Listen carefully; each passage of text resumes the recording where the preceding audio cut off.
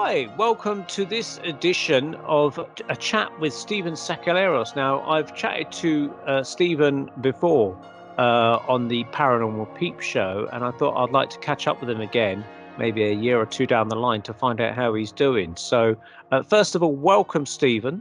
Thank you, to our Neil. little discussion. Thank you for joining me. I think the last time we spoke was just prior to the COVID outbreak, about 2 years ago now. I think it was. That's about right. Yeah. Yeah, a little bit of a group discussion with some other people. So with that in mind, how do you think things have transpired? I mean, what's your take on things now, 2 years later, of the whole COVID situation and As far as the COVID pandemic? is concerned, yeah, well, if we don't have another variation, we're probably going to get through it okay. I mean, that's always the concern, you know. Yeah, So, yeah. or if we do have one, if it's less severe as opposed to more severe, you know. But of course, the other thing is that people are starting to relax. Myself included, you just get COVID fatigue. And of course, that means that some people are going to catch it just by being lax. But, and it's still out there, you know, but as long as we don't get another variant, I think we might be all right. Yeah, yeah. It's hard to understand the science of these things because, I mean, from what I understood from recent things anyway, is that I think they said about the Spanish flu, is that it petered out, the Spanish flu, after 4 years because it kept coming out with variants. This is what they think anyway. And each one became less and less because my understanding, it actually wants to keep you alive or something. I've heard that. It's nice of it. Yeah. Yeah. Yeah, it's respectful to our considerate. wishes. Yeah, it's hitching a ride on us and it doesn't want to kill the bus ride, basically. Right. So yeah, that's the kind of evolutionary take on it. So I think this is the variants coming out. So basically, it might boil down to something really, really mild, like a cold or flu, or flu's not great, but that kind of thing. I don't know, Yeah, but hopefully. that's where we are with it now. So we spoke about the Spanish flu, and that was obviously 1918. But in our discussion, we're going to go back further than that now, back to the 1800s, I believe, because you've got this fascinating interest in reincarnation, and you've been doing a lot of personal research. So for the benefit of those that haven't heard our previous discussions on this, did you want to kind of enlighten us a little bit about this whole thing of reincarnation you've been talking about recently? Yeah, it's something that I studied from like my late teens, early 20s. And that was like the Eastern philosophy end of it. I didn't know that there was any research being done in Western countries, you know, any scientific research or personal studies or anything like that. All I knew about was the philosophy that I'd studied. And then I decided to do a documentary on that subject in 1997. I made that decision about the time I started a video production company. So I had a little equipment of my own. I said, well, I think I'll do a private project, you know. And I found out that there has been research, you know, done on this. And I separate it into two types. I call it the scientific research, where they really use the scientific method. And then there's people that try to prove it to what I would call a legal or a forensic standard, you know, beyond reasonable doubt. And there's quite a bit of that as well. So anyway, I created this documentary over a period of 5 years on almost no money called In Another Life, Reincarnation in America. And I got that put on one TV station, and I got it distributed to colleges, which it still is.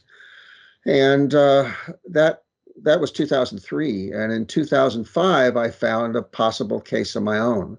And that's when it got personal, because I said, I want to see if I can prove this to the same standard that other people had proved some of these cases. And I knew the methods, I knew the best cases. And I said, well, now I've got a possible one. Let's see if I can do that. So that brings us up to 2005. But it really wasn't until about 4 years later that I said, I'm going to really buckle down and try to prove this. Because up to that point, I'd gotten a little bit of information and kind of dabbled in it. But now I said, I'm really going to do it. So the idea was, I mean, the gold standard is that you have memories, and I consider memories impressions. They could be emotional, they could be cognitive memories, they could be recognition. You know, there's a range of memories. But I have a memory one way or another, however I have it, either induced through hypnosis or just spontaneous or whatever it is. And I record that, I document it and date it, right? And then I go look for it in the historical record. And what you want is something that, first off, it's unique. It's not just generic. And secondly, it's something you couldn't possibly have known, not on the internet, not through movies, not through books. There's no possible way you could know it without digging into the history. And then you have to be able to really nail it, if at all possible. You know, you want to say, oh, there's no wiggle room here. This is exactly what I recorded in my memories. So, excuse me. So what I found was there's a very few, like maybe 5, that really fit that criterion. You know, they're specific. I couldn't possibly have known them. I hit on several different points. It's obvious that it's not generic. You know, so I did that enough times, in my opinion, that I was able to verify this is a real case. Plus, I look very much like the guy. So, you know, that doesn't, you know, that figures into it. You know, I'm just comparing the faces. And then there was a whole bunch of instances where what I remembered was plausible. I wouldn't say it was absolutely proved, you know, 100%, but when you get enough plausibles tacked onto the 4 or 5, you've got something. And then there's also 2 different kinds of proof in the historical record. And one of them is the smoking gun, where it's like, you know, bang, you know, you could show this to anybody on the street. You know, it's a done deal. The other kind is what they would call in the legal realm cumulative evidence, where you have to get in there and you have to look at a whole bunch of pieces of evidence and how they fit together. And that takes time. It also takes objectivity and receptivity. And if you do that, it's as good as a smoking gun, but it takes a lot longer. A smoking gun, you take 5 minutes, bang, you show it to them. Either they believe it or they don't, and it's done. The cumulative evidence, somebody would have to get in there and spend days or weeks studying this stuff. And that's because the person that I found kept himself very deeply hidden. You know, he wrote anonymously. He did undercover anti-slavery work. All that was anonymous, you know, and people stole his work, stole him blind, basically. So you've got a whole bunch of his work that's claimed by all these other people.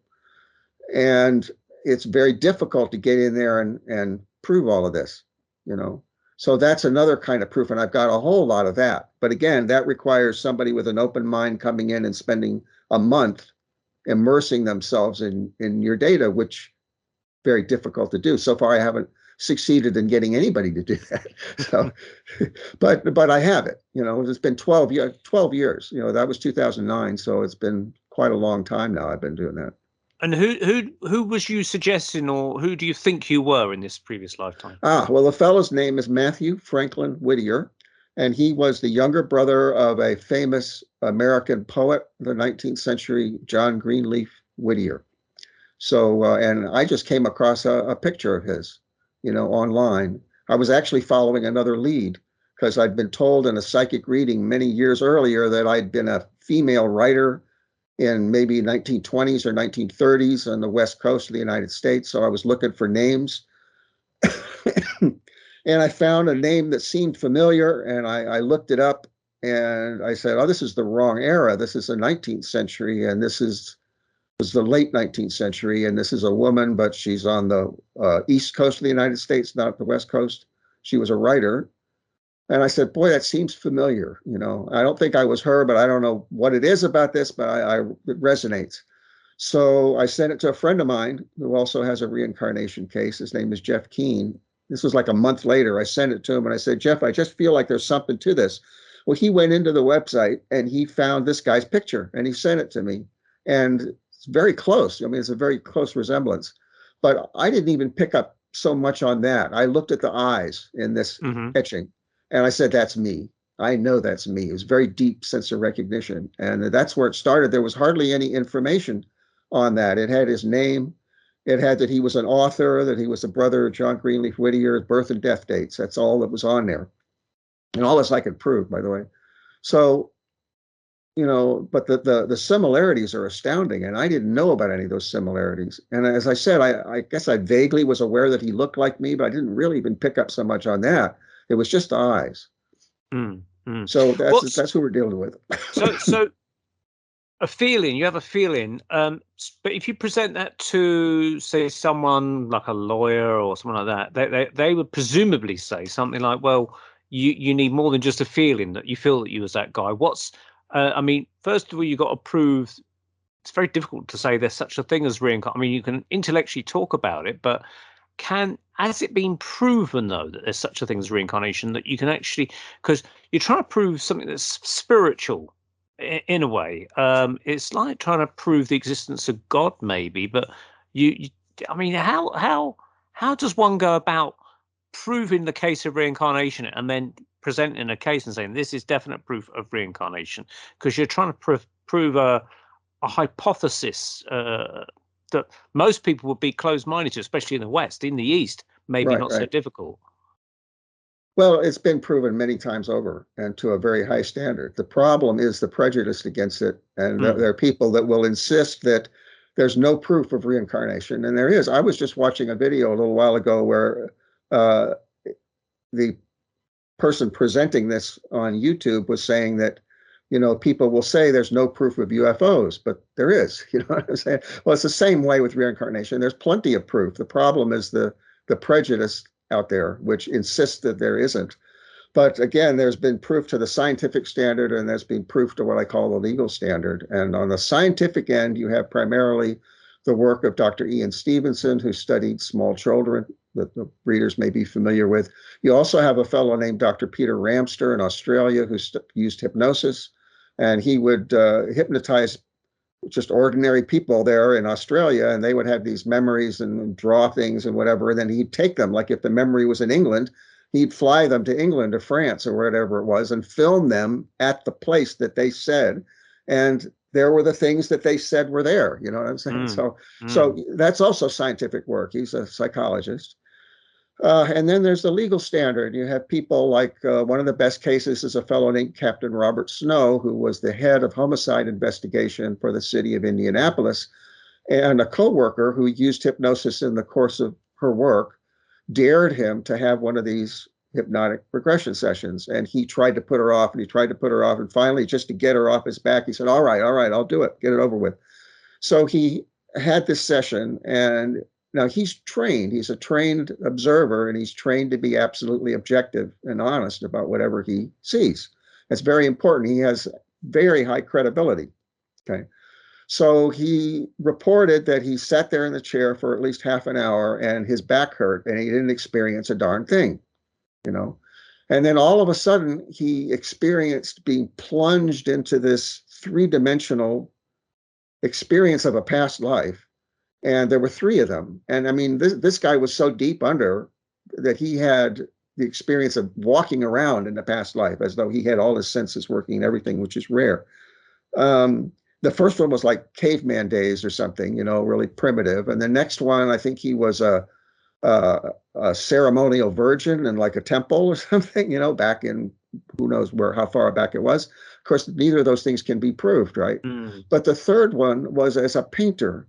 And he was, I think he found out later, he was a guy named James Carroll Beckwith, who was an American painter around 1910 or so.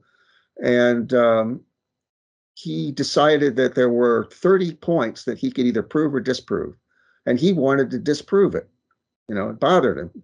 So he set about trying to disprove it, and eventually, against his will, he ended up proving it. So, what happened was he found the diary of this guy, James Carroll Beckwith, and a scrapbook. And going through the diary and the scrapbook, he was able to, verify all these things. It was things like, I don't remember specifically, but it was something like his aunt died of a heart attack, or, he had this condition or that condition, or, he had 30, he listed them all. So what's important about that case, aside from the fact that he was able to verify things he had no normal way of knowing, is this credibility, because this guy, like I said, is trained to be objective. So then that's not the only case. There's quite a few more like that. So I already knew about those when I went to, investigate my own case. I was already familiar with these. And did you pursue hypnosis yourself to try and understand who you were?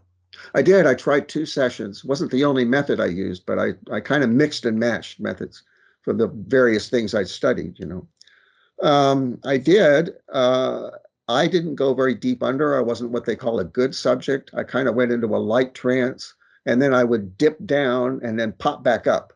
Hmm. because I was trying to be, I was like Captain Snow, I was trying to be objective, so I wouldn't go deep down into the experience for some reason.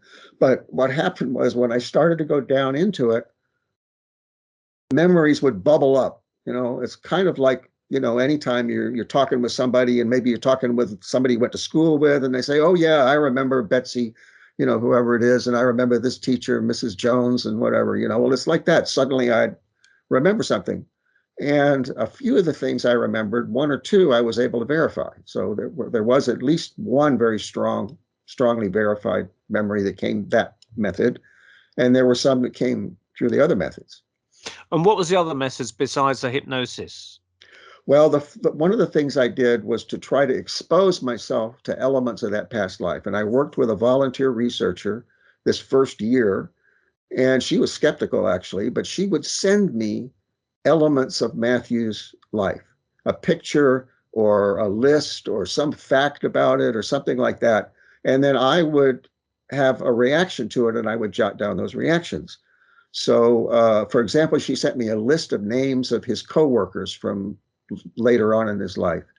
And I looked at them and I said, oh, that one, Frank Harriman, that rings a bell. That feels like he was a friend.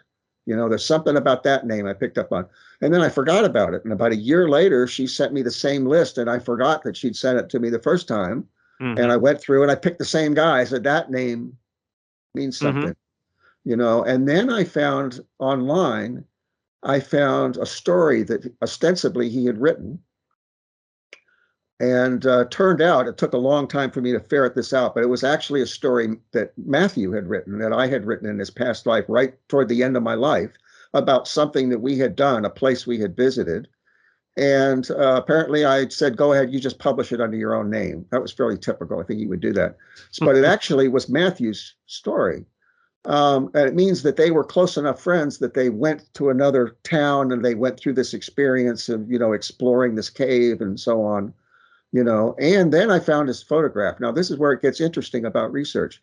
When I looked at his photograph subjectively, see, the recognition memory is kind of primitive and it's very strong and it cuts across lifetimes. And other people have experienced this too. They go to a town and it was somewhere they lived before and they say, wait a minute, I know this, like deja vu. So that works with photographs. If you see a photograph of somebody, and you got to remember that I don't have full cognitive past life memory, but apparently emotions come right on through. So you have emotions, all your emotions from the past life, and recognition memory can get triggered a lot more easily than, what was the date and what city we were in and what was your name and that kind of stuff. You have to be pretty deeply under hypnosis to get that stuff. So I looked at this photograph of Frank Harriman and I knew him immediately and I knew what he was like. And the thought that came through was, when I was sick, because Matthew went through this protracted illness before his death, this guy used to take me to specialists. He was a younger man, and he went out of his way to take me, to see specialists and stuff to help me. Was that kind of a friend. So, but that, you can't use that as proof because I already knew who he was. So I already knew this was Frank Harriman. To see that, and I already knew who he was, and he worked with Matthew and all this stuff. To say that I recognized him doesn't really have any evidential value in a sense. But here's the deal. If I have used that same recognition technique when it was evidential, then it has its own weight, which I did, because there was another coworker that wasn't listed in that list. And I knew that he was the editor of a paper that Matthew submitted to frequently. So they were both abolitionists. So I knew they had all these things in common. So, because I was looking for the newspaper, I was searching online for the newspaper. So I click on the little thumbnail, and when it came up, I had an experience. And this was like in a way, one of the strongest experiences I had in this study. His picture came alive. And even though he was in profile, he turned to me and a big smile broke out on his face. And I saw that in my mind's eye. It was quite vivid. And I felt, this is a really good friend. This is a really close friend. And the thought came to me, he's like a warm hearth on a cold day. That was the thought that came, and it was very specific. But then I had to try to prove that, because all I knew at this point was that he had edited for a paper that Matthew had contributed to, and that they were both abolitionists. That's the only thing in common. So I found his memorial written by his wife after he died. And I found that he was close friends with Matthew's brother, his older brother. But that's not really close enough for what I felt, because what I felt was he was personally my friend, and Matthew and his brother were estranged. So it really didn't work.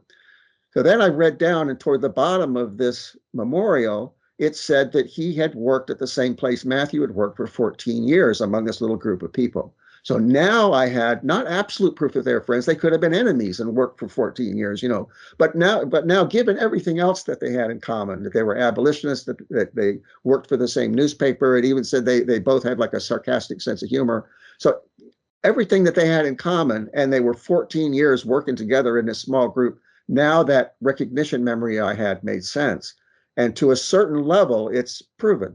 That's fairly strong proof. It's conceivable I could have been wrong, but there was no way I could have known that. See, I didn't know anything. This guy's name is George Bradburn. I didn't know anything about George Bradburn. Then I found that Matthew wrote his praises to the editor before he started working for that paper. That Matthew had praised George Bradburn and said, you should pay attention to this guy because he's really, really good speaker and, good guy, So I have that also. So that's how these little pieces of evidence come together. But that's an example where I proved that my recognition memory could be actual. So now that I know it works, I can go back to Frank Harriman and say that has a stronger probability of also having been real. Right.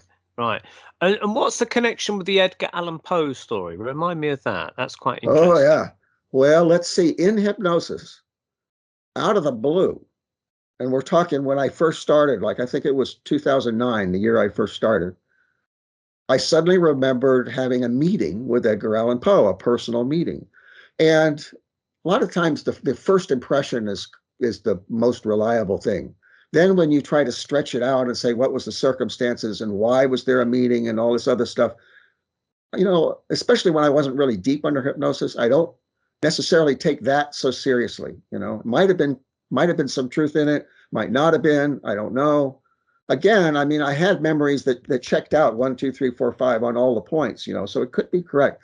What I remembered was something like Poe had seen my writing under a pseudonym. He'd found out who I was. He wanted to meet with me, but his real purpose was to enlist me as some kind of a ghostwriter for something, political ghostwriting or something. And that we kind of checked each other out. We didn't, we were curious as to, what each other was about.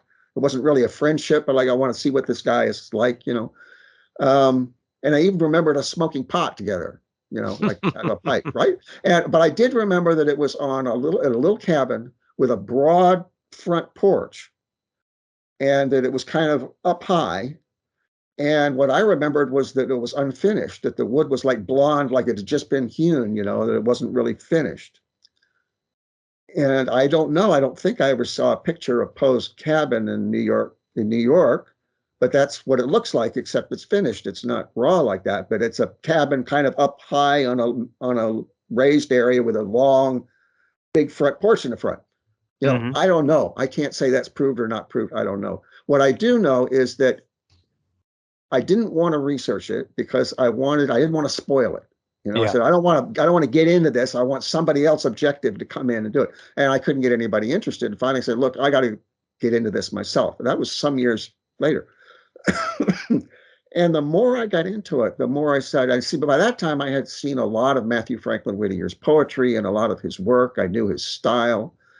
A lot. Like now I've got over 2,500 of his published works that I identified. And I was careful about identifying. I was really careful before I said, oh, this is his. I went from one clue to another, to another, to another, over 12 years. And I'm sure about it. So by this time I knew Matthew's work, and I went in there and said, I swear that The Raven is Matthew Franklin Whittier's poem. It's not Poe's.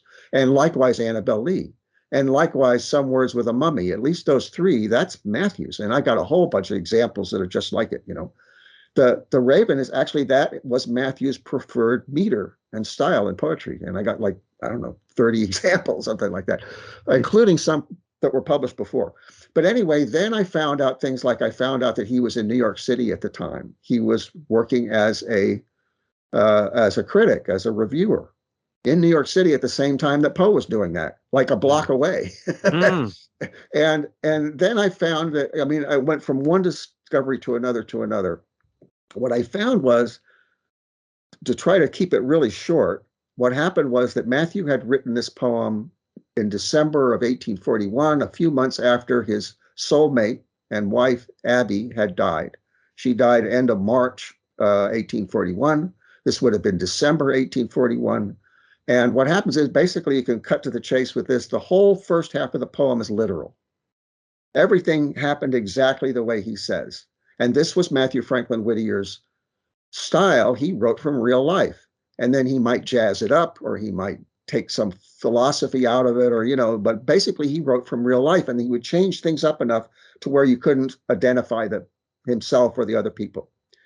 So he was sitting alone. He was up late at night, which he did. He was studying books, probably Abby's books, because she was an occultist and a mystic. So, and a esoteric Christian and a Catholic, all those things put together. So he was studying her books, and he was hoping for a spirit visitation, literally, because she believed in that. She was psychic, as near as I could tell, but he was skeptical. And so she had gradually intellectually convinced him of these things, but his faith wasn't very strong. It was just, you know, intellectual, right? So he wasn't sure, because there's the skeptic in him, and then there's the new believer, sort of, as of 1841. Later, he got deeper into it. So he's hoping for a spirit visitation, but he's scared to death of it at the same time. And he's, you know, as all of us probably would be, even those of us who've studied, right? Because if somebody appears, you know, it still would scare the heck out of you.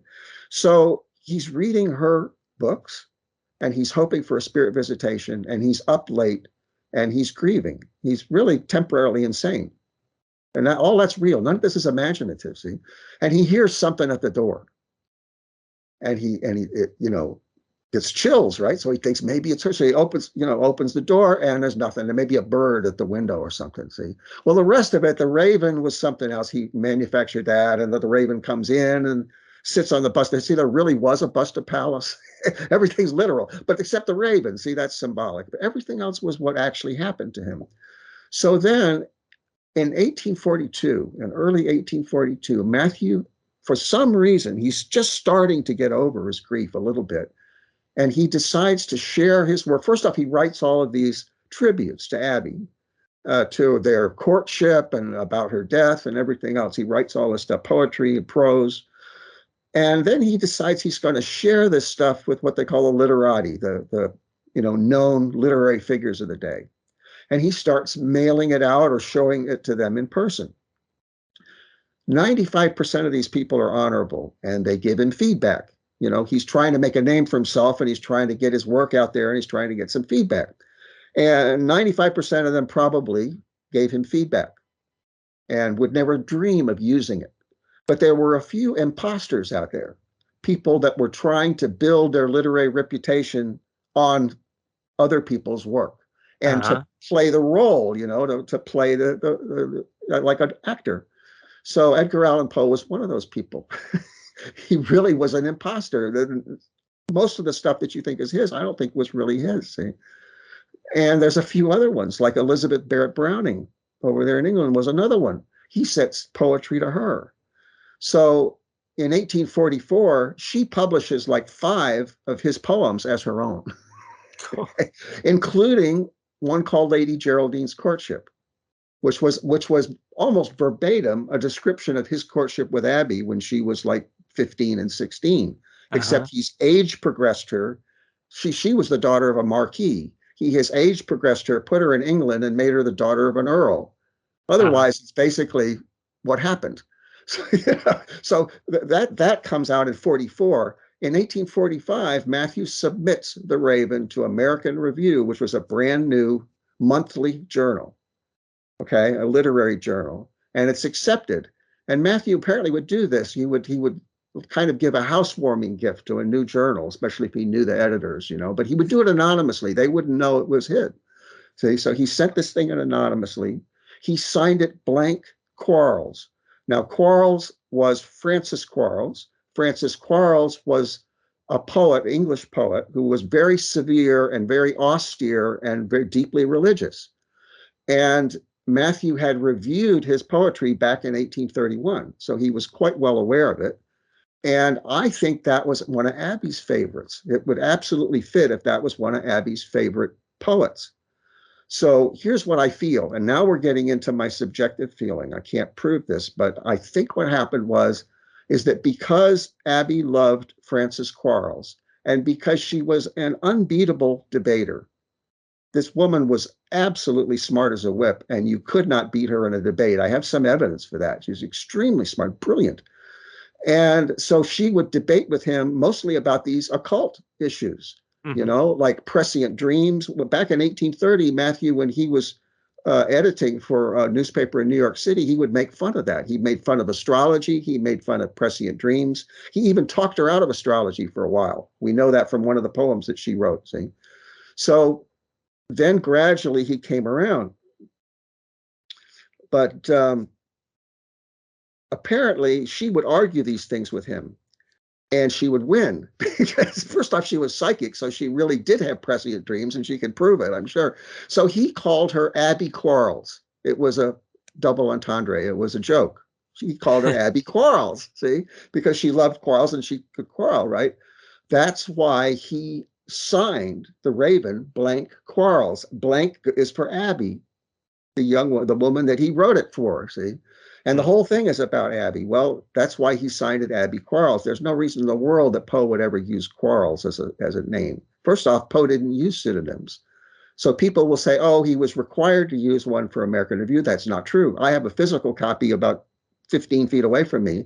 And if you look at the pieces in that edition, some of them, one of them is signed with a full name. Some of them are signed with initials. Some of them have no signature at all. So Poe did not need to do that. Okay, so that we'll just discard that. So anyway, what happened was Matthew got it accepted, but they held it over to the second edition, February edition. It started in January. They held it out for February. Now, Edgar Allan Poe is a critic. He's a reviewer for the New York Evening Mirror. And reviewers, if I'm not mistaken, I'm kind of making a jump here, but I'm pretty sure they get advance copies of things. Mm-hmm. So he got an advance copy of American Review with the Raven in it. Now, meanwhile, Matthew had shared a copy with him back in early 1842, so he had a physical copy from Matthew. Now, here's what I think Edgar Allan Poe did by looking at his work. I think that he had a very unpleasant habit of stealing the poetry of grieving widowers, people that weren't literary figures so far as he knew, people that hadn't published. The only reason they were writing poetry was because they were in grief. And when people are in grief or in love, they tend to suddenly turn into poets and write some pretty good stuff, see? So he would get to know these grieving widowers and he would get them to give him a copy and then he would publish it and they'd never know, see? I can actually prove that. I don't know if we want to go down into that, but I actually got evidence for that.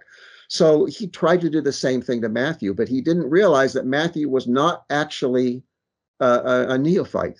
He was not actually an unknown guy. He'd been publishing for years, since before Poe did, but he did it all anonymously, so Poe wasn't aware of his work. See? So he did the same thing. So now Poe gets a copy of American Review and he looks at it, he says, oh my gosh, he's beat me to it, because Poe apparently, according to the history, he'd been sharing bits and pieces of this poem with people for years, pretending to have written it, see, or pretending to be working on it. So now his reputation was in trouble. So, so what he did was he said, I'm going to act fast. So he took his physical copy of it. He went to his editor on the Evening Mirror and he said, look, somebody, I think he said, let's see, what would he have said? He would have said, I got this published in American Review, but I've got the permission of the editor to scoop it by a couple days. So let's go ahead and put it in our paper and it'll come out 2 days before, which was January 29, 1845, right before American Review hit the streets, right? Mm-hmm. But he's going to put his name on it. So it came out in the Evening Mirror 2 days before it came out in American Review, but there's no blank Quarles anywhere. It's Edgar A. Poe. Interesting. Yeah. So that's how that came about. It was just a scam. Now here's the crucial point. Matthew could not come out because he was involved in the Underground Railroad. He had a lot of connections in the Underground Railroad. He had connections with the anti-slavery movement. He was an He did, agent or something, you told me yeah, it was briefly. basically Yeah. an agent. Yeah, later on, Yeah. but even by 1845, because he was writing to contributing to the Boston Chronotype, which was the radical anti-slavery paper in Boston. The editor of that paper, Elijah Wright, was a member of the American Anti-Slavery Society, I think it was, and so I mean, he was deep in this, and it's perfectly understandable he would be because his brother was deep into it. John Greenleaf Whittier was also right in the core of this, with William Lloyd Garrison and Wendell Phillips and all these people. So Matthew was right in there. He could not bring attention to himself in order to try to prove this thing because he knew that Poe would fight it legally. So he would have to, tell all basically, and there'd be scrutiny, and he just wasn't in a position to do it. Now, Annabel Lee's another story. Poe never published Annabel Lee until it was published after his death. But apparently he was thinking about publishing it right toward the end. But there's a very interesting little detail in Annabel Lee. In Annabel Lee, there's a mention that the girl who's dying of consumption, basically, which Matthew's wife did and Poe's wife later on did. But there's a mention that her high-born kinsman came and took her away right before she died. That literally happened with Abby. Her father is a marquis. Her family is high-born. Two of her sisters came and took her back to her father's house about a week before she died. So that, just like the Raven, it's literal autobiography in there. So there's, but there's actually, here's the interesting thing. And I've written a whole paper on this. Matthew, although he couldn't come out publicly, he would slip in snide remarks, coded remarks, like inferences and references in his published works that said, Poe stole this from me. He's an imposter, and I was the original author. There's like 17, 18 examples. Right. Way more than you need to prove it. Way more. Yeah. There was no kind of deathbed confession from Poe, do you think, kicking about? No, he had no scruples. There is evidence that they corresponded, that Matthew tried to get him to admit it, and that he strung Matthew along and then refused at the end. Right. You could, I mean, you see it, references to it published in various pieces, and there was this back and forth going on. So he had met him, and then later on, when he started to see the writings, but they were signed anonymously, he didn't realize they were by the same guy. Is that right? Poe? Yeah. Apparently, he was in on only one of Matthew's pseudonyms that he used back in 1842. He knew that Matthew had signed Poins, and that's all he knew. Because it gets to the point where these things are so outrageous that my credibility is out the window. But I have to tell the whole thing because it's what I found. It was the only way it makes sense if you tell the whole story. I have to tell the whole story. So when Matthew was in New York City, he was writing for the New York Tribune, which was like a block and a half away from where Poe was, at least at one point. He was writing reviews and essays for the New York Tribune and signing as a single asterisk or a star. He had been using that pseudonym. The earliest I found is 1829. He'd been using that for years and years. And he kept on using it until at least 1873 in a whole bunch of different newspapers. That was his secret signature. And there was a reason for it, because Abby apparently believed that the stars were living beings, that they were twin stars, like twin souls. I've got a whole bunch of references to that. So she believed that they were twin stars.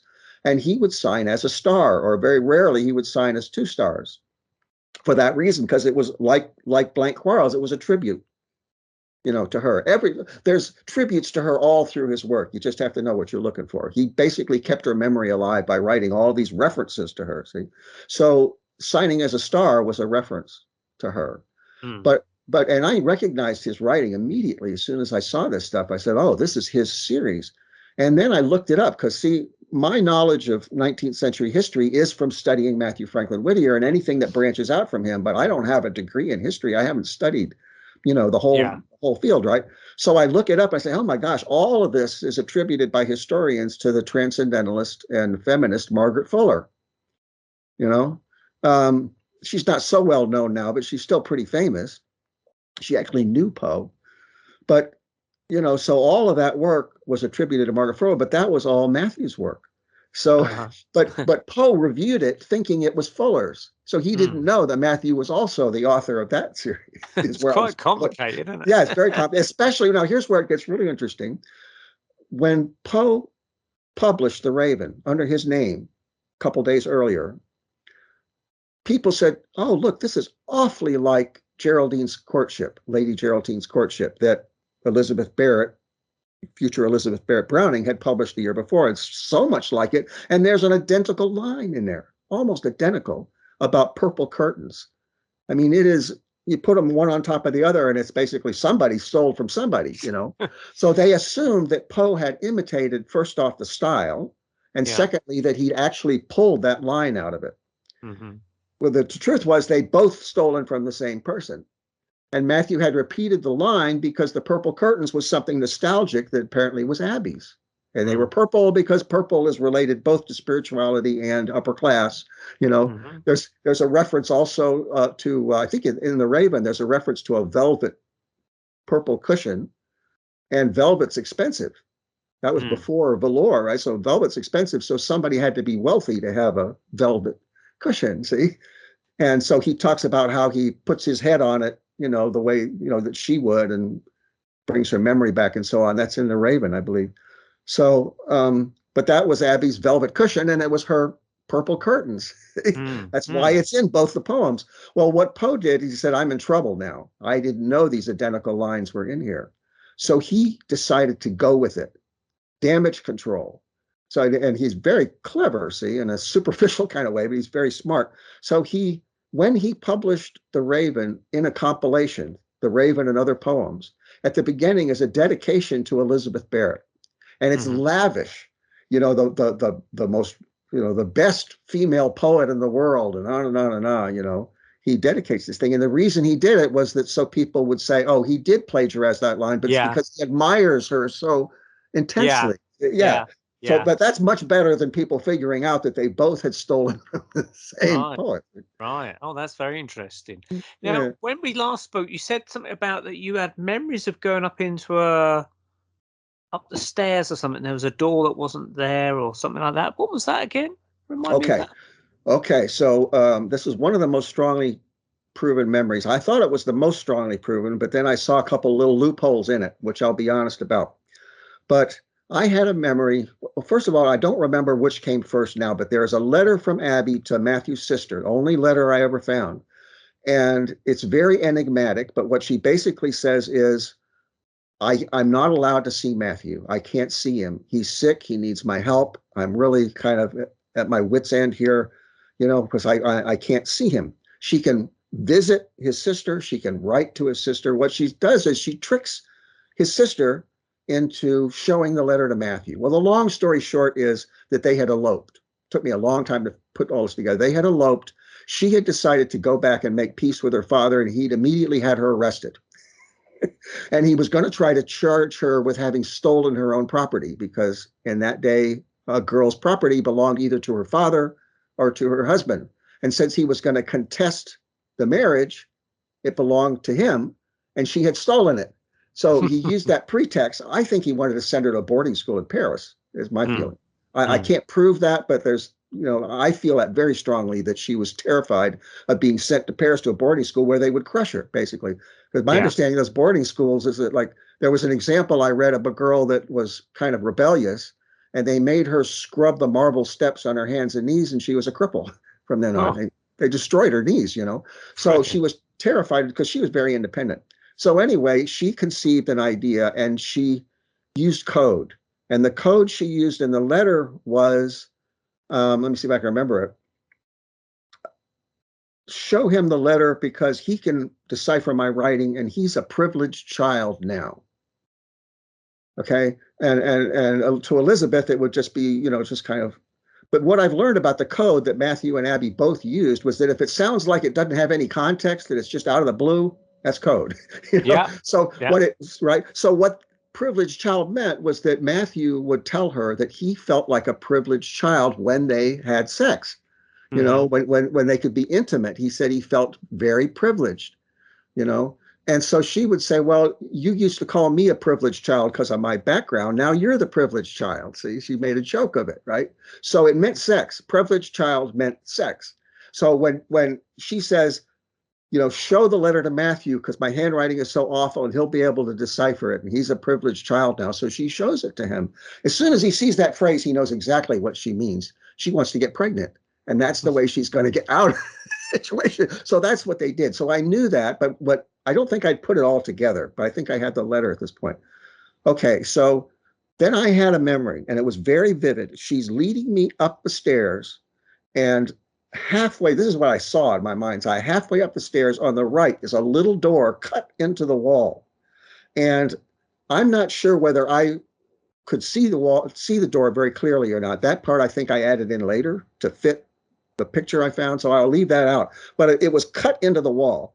And in my vision, it was halfway up. So we get halfway up, and suddenly she opens the door and literally pulls me by the arm in through this door. And on the other side is a little, like a big room or a big closet or a little room, right?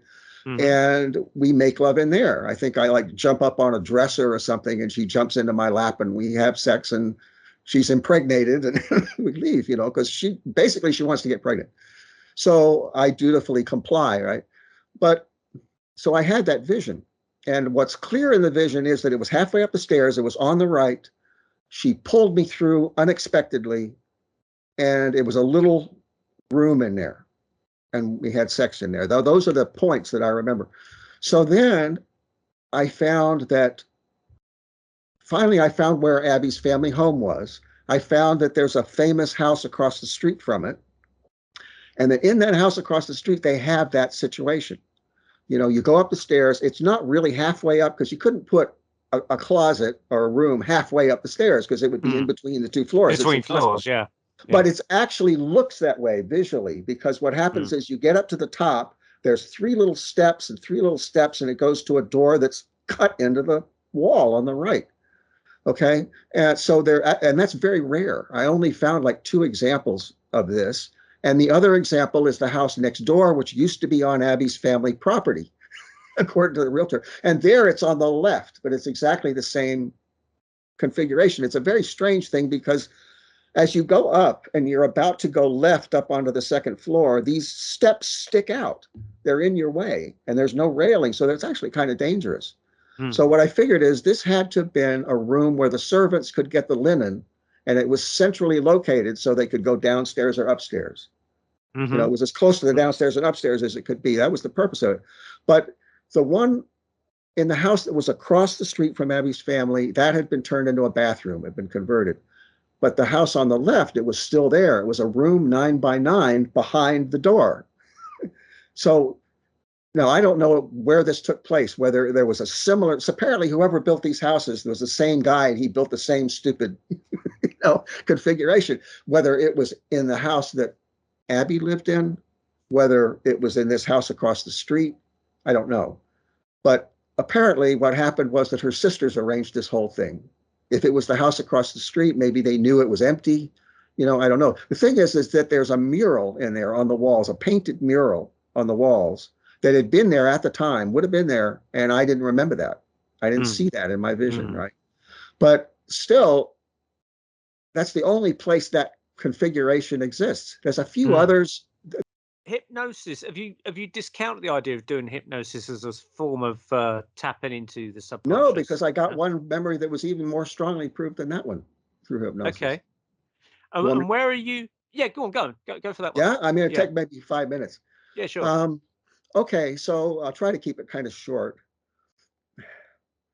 Let's see. I had a vision in hypnosis, and I was still clear in my mind. So I'll give it first person.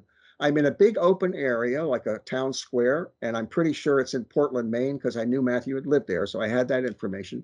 So I'm in this big open area, and I'm surrounded by a whole bunch of men, no women or children, just men. They're in top hats and black coats, and they're wandering around, milling around. And at the far end of this open area is a guy standing on a farm wagon, giving a speech, an impromptu speech with a megaphone, and not a powered one, obviously. and but nobody's paying much attention to him. And I had the strong thought that there's something going on at a distant place, and it's going to mean a lot of big changes, but it's no threat to me right now where I am. And the feeling was cynicism. Oh, well, we'll see about that. So we've got several elements here, and it's very strange. I mean, it's not something I would just come up with out of my own. So long story short, the first thing I found was a picture of Congress Square in Portland, Maine, and the buildings in the background matched what I remembered. I said, that's where it was, because I recognized those buildings, and indeed those buildings would have been there. So that's the first thing. So I knew where it probably was.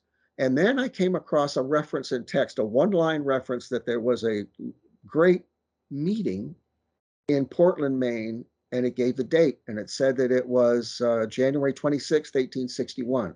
Well, that date is when the South in the United States seceded from the Union, the beginning of the Civil War.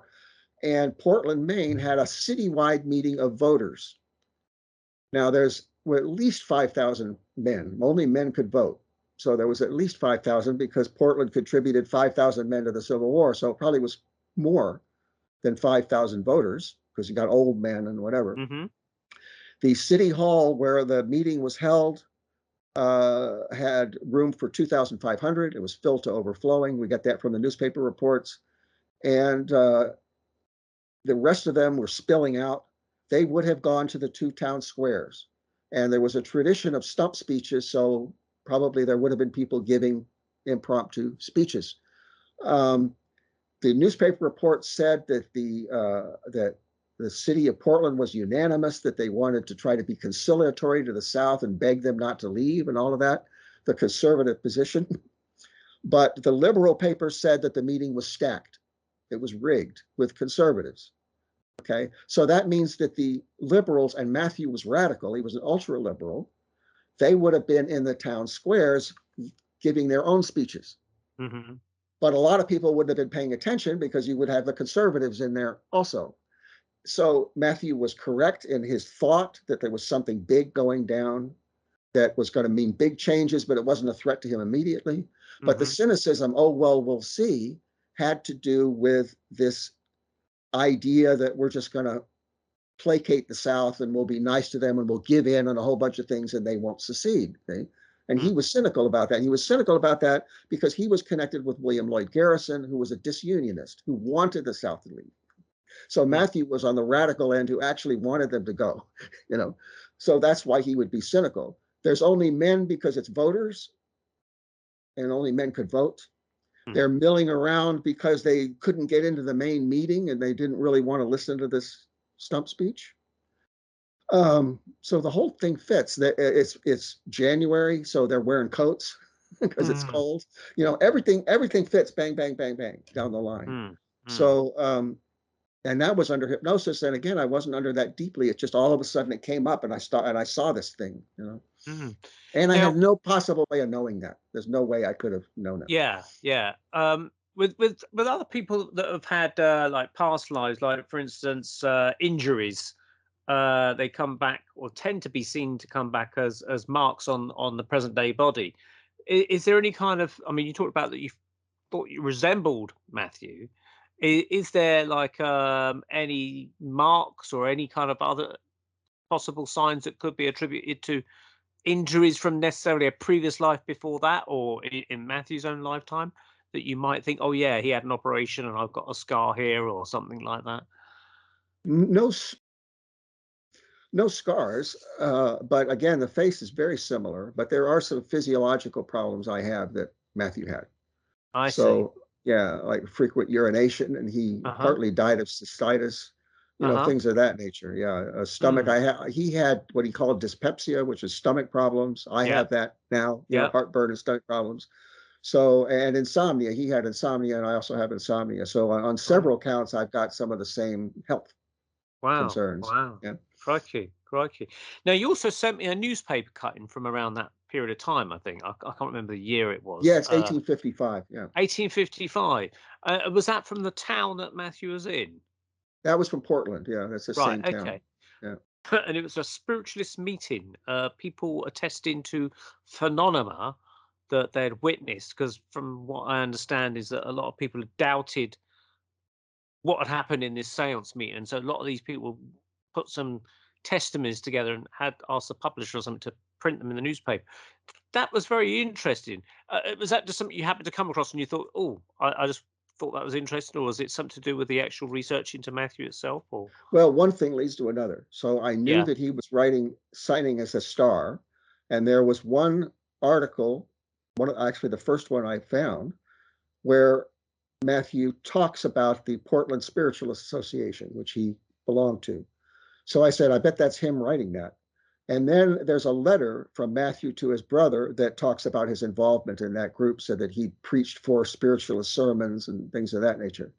So this is all, we're talking 1855, 56, 57 in there.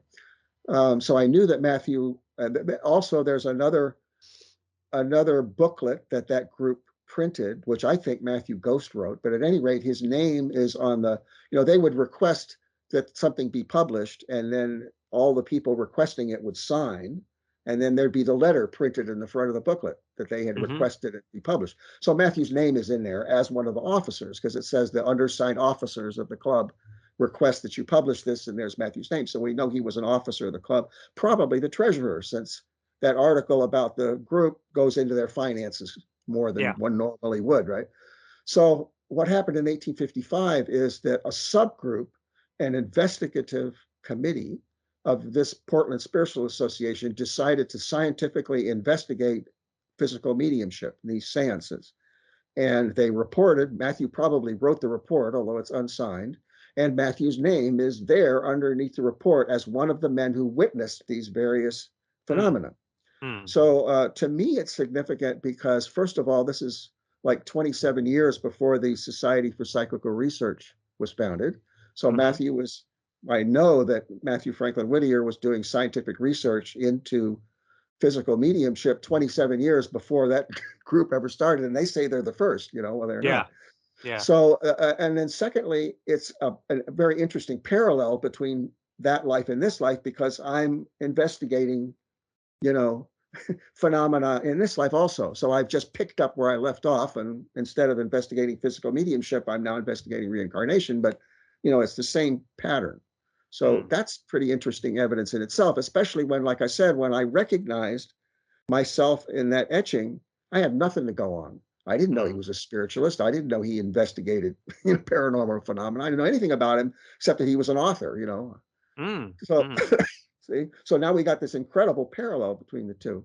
But it's, I've got it here. I could read it, but yeah, I'll be interested. I mean, I vaguely remember the bits of it, but if you want to read it out, I'll read just a little bit. These are it's some quite of the things. Long statements from people, isn't it, about what they witnessed? I'll just read the one paragraph of the things they witnessed. Yeah. He says that they had these instruments laid out, right? And according to him, they tried to take all the precautions they could to make sure there couldn't be any fraud. So exactly what precautions they took, we don't know, but things like the medium's hand was always held and so on. So go down a bit. Let me get a sip of water. I'm sorry, before I try to do this. Now, that a bass drum, snare drum, melodeon, tambourine, triangle, double bass viol, accordion, and guitar were played upon loudly and distinctly while the hands of the medium were held by one of the committee. This is what they're testifying to, that several of the instruments were taken up and carried over our heads when they had been so arranged as to make it absolutely impossible for any person to move them without detection. So I don't know how they did that. That the medium was taken up in her chair and placed upon the table without, as the committee fully believed, the intervention of mortal hands, and in parentheses, that spirit lights were exhibited on the wall and in several places in the absence of all other lights. That the guitar was placed upon the head of a member of the committee, and in that position had familiar tunes played upon it, while the hands of the medium were on the hands of another member of the committee. That the melodeon, while placed against a wide table separating it from the medium, was inflated and played upon, the person nearest it having his hands and feet held by members of the committee. And there was other things there. So, I mean, I've thought carefully about that. And I saw recently on YouTube, there was an example of a skeptic who tried to debunk the skull experiments. Are you familiar with the skull experiments? I think they're Very, over there. very familiar. We did an interview actually with one of the people that was, a partaker of the skull experiments about 5 years ago. Okay, so in your appearance, could they have been hoaxsters? Could they have been Um, fraudulent? my understanding, I mean, I saw a documentary on it as well called the Afterlife Experiments or something like that it was called. They had various scientists that went in there, and also they had a fully fledged magician who claimed that there's no way that he could repeat the phenomena that he witnessed in there. Interesting. Okay, so the reason I say that is that on YouTube, this magician demonstrated that he could do the same thing. So he had a night vision camera, and he had Confederates come out and, and do these things, touch their heads, and and all of the people that were in the seance were freaked out because they thought it was real. So he claimed to have shown that it could have been fraud. I don't buy it, but No. but looking at this is very similar. Technically, maybe if they had a door that the investigators didn't pick up on, and somebody or several somebodies came out in black suits, in pitch black, and Hmm. played these instruments.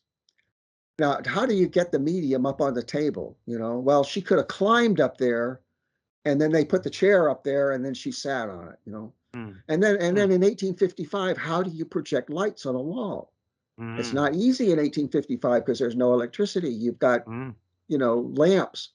Yeah. Well, how do you black off a lamp to the point where it'll just project a light on the wall? I don't know. I've never tried that, but I bet you that's not easy. Well, that's right, because you'll see the light of the lamp and you'll see the projection of it on the ceiling, which would light up pretty much the whole room, I would It have would thought. light up the room to the point where you'd see the guy holding the lamp, I would think, Exactly. Yeah. Yeah. no matter how careful you were. Mm. Or maybe they had like glass and they shone the light through the glass, from the other side. I mean, I'm a skeptic, so I run everything through the skeptical filter myself. So conceivably, this could have been faked. What I do know is that Matthew Franklin Whittier was strictly honest and strictly scientific. So if he signed it, he saw it. Mm. So there's Mm. no fraud there, you know. And I presume all these instruments are playing together in like some sort of That orchestra I don't type of know. thing. That I don't. Yeah. He doesn't actually say that. It could be, Yeah. yeah, but they're playing tunes, so somebody had to know how to play. Someone's got to be skillful in, as well as being a fraudster or a magician. They got to be a skilled musician as well, I'd imagine. Right, Yeah. right, yeah. Yeah. So it'd be pretty tough to fake in Yeah. 1855. I Yeah. must admit, I took part in a seance, and I say a seance with quotes. Mm. That's how it's advertised. A Christmas tree seance, going back about 10 years ago now. And you had to pay about £30, and you were told to sit in a certain chair, and you had to be frisked, checked, and everything like that to make sure you weren't carrying recording equipment and cameras and whatnot. And it was obviously around at Christmas time, and this medium was brought in, and he was strapped into this seance cabinet and taped up and gagged and bound and stuff like that. And they had a Christmas tree right near it, and they said, "Oh, the spirit children that will manifest possibly, in the sense, will come and unwrap the presents that we placed around the thing, and they will sometimes throw the presents out to the audience. And so if you get one, then you're allowed to take it home." So during the course of the evening, you could hear kind of giggles and stuff like that happening, and ripping of paper, presumably the Christmas wrapping paper, and suddenly something landed on my lap, and I couldn't see what it was, but I could feel it, something like material or something. And it's only when the light went on I saw it was like a child's cloth doll, rag doll or something. So I thought, okay, well, I took it home anyway because I was told I could. But the main point is that at the very beginning of this seance, there was a set of children's drums being played Mm. really well. And I thought, Yeah. well, okay, I'm not sure if this is genuine or not, but I've got to say the drums are played extremely, extremely well. Someone's Yeah, very you're a skilled at musician, playing. right? So you would know. Yeah. Yeah. Yeah. I mean, I don't play the drums, but I certainly played with enough drummers to know that these drums are being played extremely well. And anyway, it was only during the course of the chat that I afterwards, I was chatting to the medium's wife, and I asked her a questions. I said, "Oh, the spirit guide that came through this seance was called Jonathan, and he was supposedly from London, so he would have had a very London accent, and he was supposedly killed in 1980 by a couple of burglars in the guy's house or something.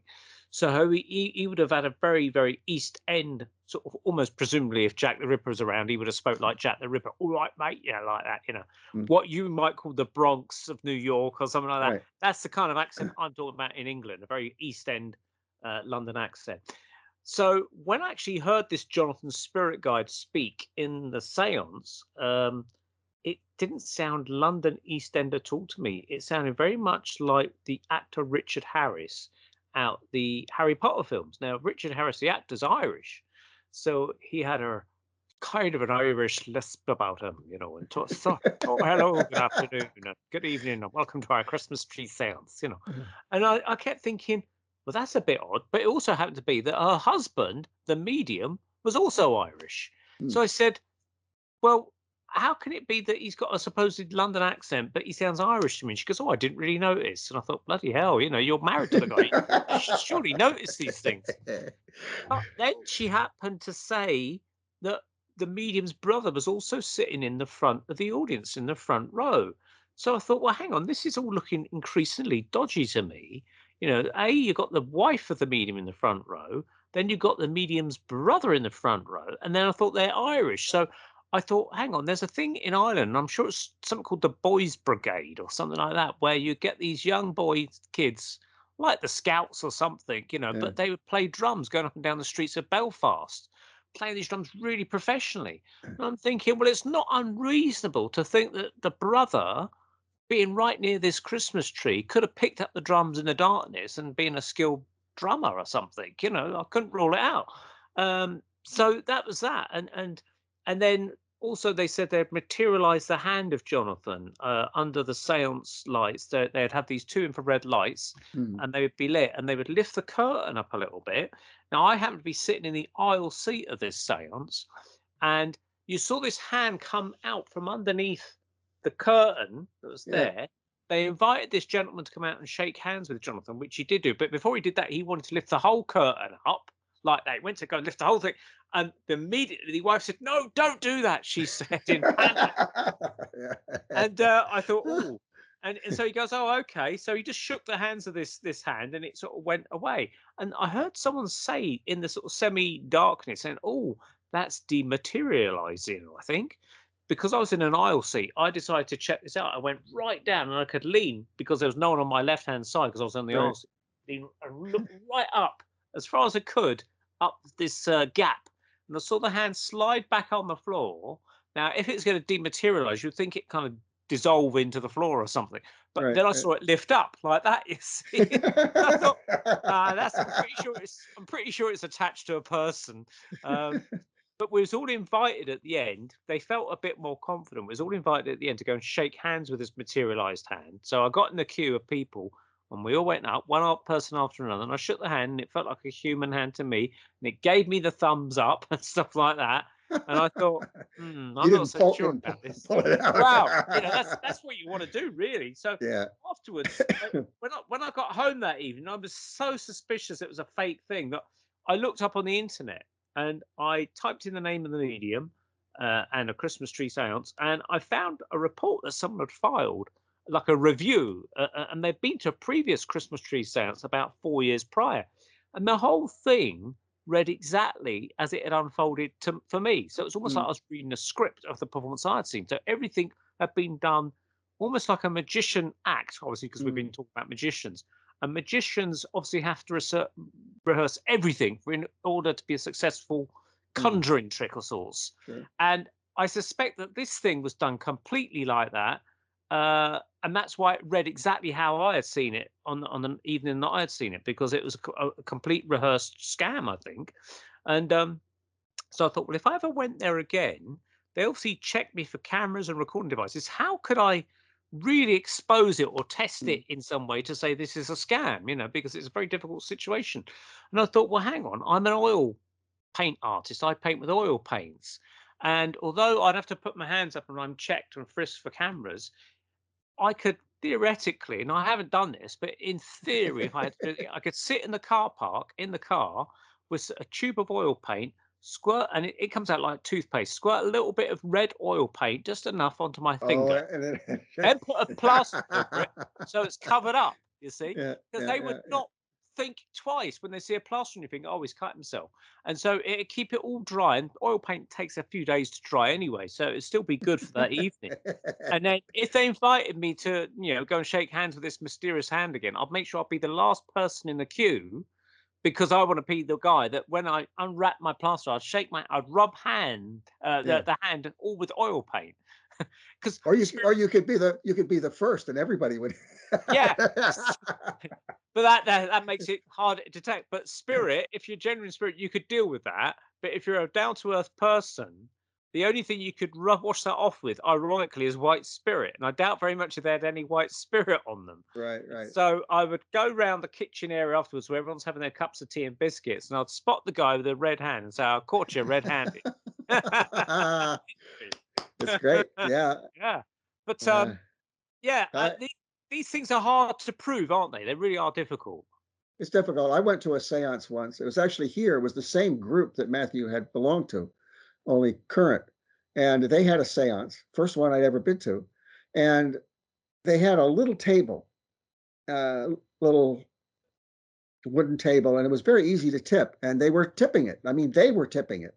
And I don't know what their rationale was, but the table wasn't tipping. They were. I just got disgusted.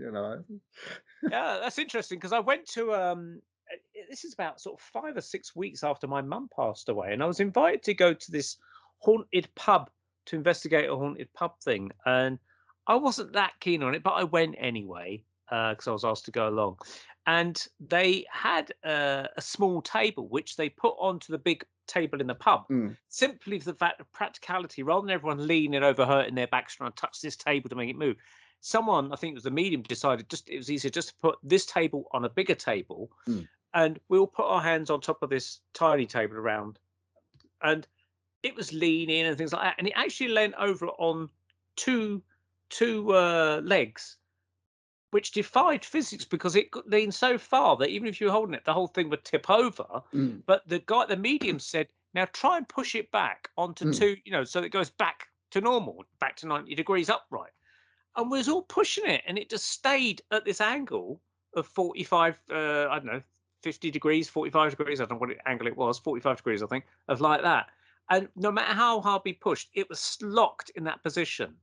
That's It's pretty almost, interesting. yeah, Yeah. it was almost as if it had been bolted there and there's just no way you can move it. And it's only when the spirits allowed you to do it, or whatever the force they used, that you could then put it back on that way. And then after a while, this table kept leaning towards me. And the medium said, well, that's usually an indication that there's someone behind the table on the other side that wants to speak to you, the fact it's leaning towards you. So he suggested I ask questions. So I said, oh, okay then. So I said, do you know me? And the table leant towards me. I said, are you a family member? And it leant towards me again. So I said, are you male? And it didn't move. I said, are you female? And it leant towards me. And I said, are you my mum? And it leant towards me again. Remember, my mum had only been gone for 5 weeks. And so basically, it was a very slow process because it wasn't like an Ouija board where you Mm. could spell letters out. It was literally just like a Morse code or something. And so I said, okay, out of these three names of roads, I want you to lean towards me when one is relevant. So I Oh, would say David Road or Green Road and Lovell Road. And as soon as I said Lovell Road, it leaned towards me. That was the road that my mum lived in, you see. And it just went on like that. And then other people started getting messages from their deceased father and things like that. So instead of, sort of expecting to find sort of spirits of 18th century barmaids in this pub and hanging judges and things like that, we was actually all getting our own relatives come through, which was quite a strange experience, but still enjoyable all the same. So I was glad I did go there in the end. But I believe that many of these seances are fake, but that's not to say that every medium that does them is a fake. I think that lots of them are fake, but there's certainly the cases I've researched, and I wish I had been there, that I think they do seem to display some genuine phenomena. I mean, the case of the table seemed genuine to me. Um, I've just seen a lot of dodgy ones, but I would certainly like to experience the ectoplasmic kind of Yeah, demonstrations and stuff definitely. like Yeah. that. Um, there was a case of a guy called what was his name now? Gordon Higginson, who Yeah. was an excellent medium. Excellent medium. I've seen him, in real life before he passed away, do demonstrations, and I never saw him do a physical demonstration mediumship, but he was a good physical medium as well anyway. And he used to produce ectoplasm, and a little girl used to materialize, and then she'd float up around the room and things like that, and land on the floor, then dissolve into the floor, all witnessed by people and things like Yeah. that. So it does happen. And the guy talking about the skull experiment, the magician saying he could repeat the things. Well, I mean, when we interviewed I forget the chap's name now, who was one of the participants of the skull experiment, he was saying that you were getting even like a miniaturized flying saucer UFO materialize and would be flying around the room. And then you'd see an alien face materialize and things like that. And I'm thinking, well, how could that magician that you quoted sort of do that? I mean, when they say they can reproduce a phenomenon, I think it becomes down to it. They can perhaps reproduce one small Right. facet of it, and the Right. rest is completely beyond them, you see. Well, that's Especially, typical of all those skeptical yeah, claims. They say they can reproduce them, like the people that say they can use ketamine to reproduce a near-death experience. Well, they get a little feeling of dissociation, or maybe I felt like I was, whatever, but they're not reproducing the whole range of NDE phenomena.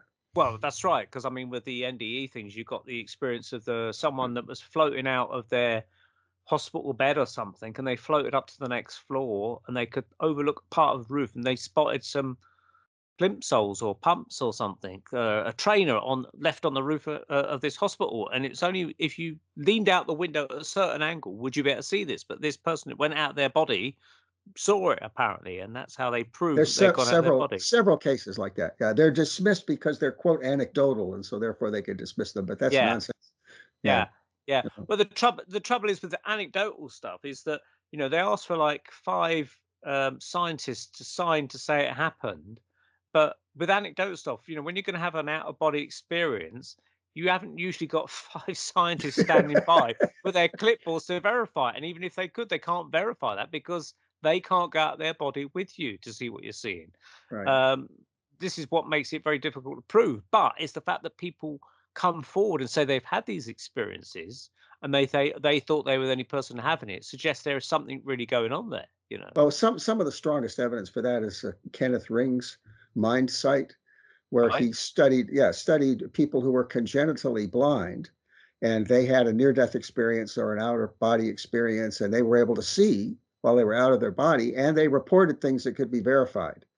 That the two that I Wow. remember was one fellow was out of his body, and suddenly he could see, and he could see this person's tie, and when he came back, he described the pattern of the tie, which he had no normal way of knowing, but he could see outside of his body.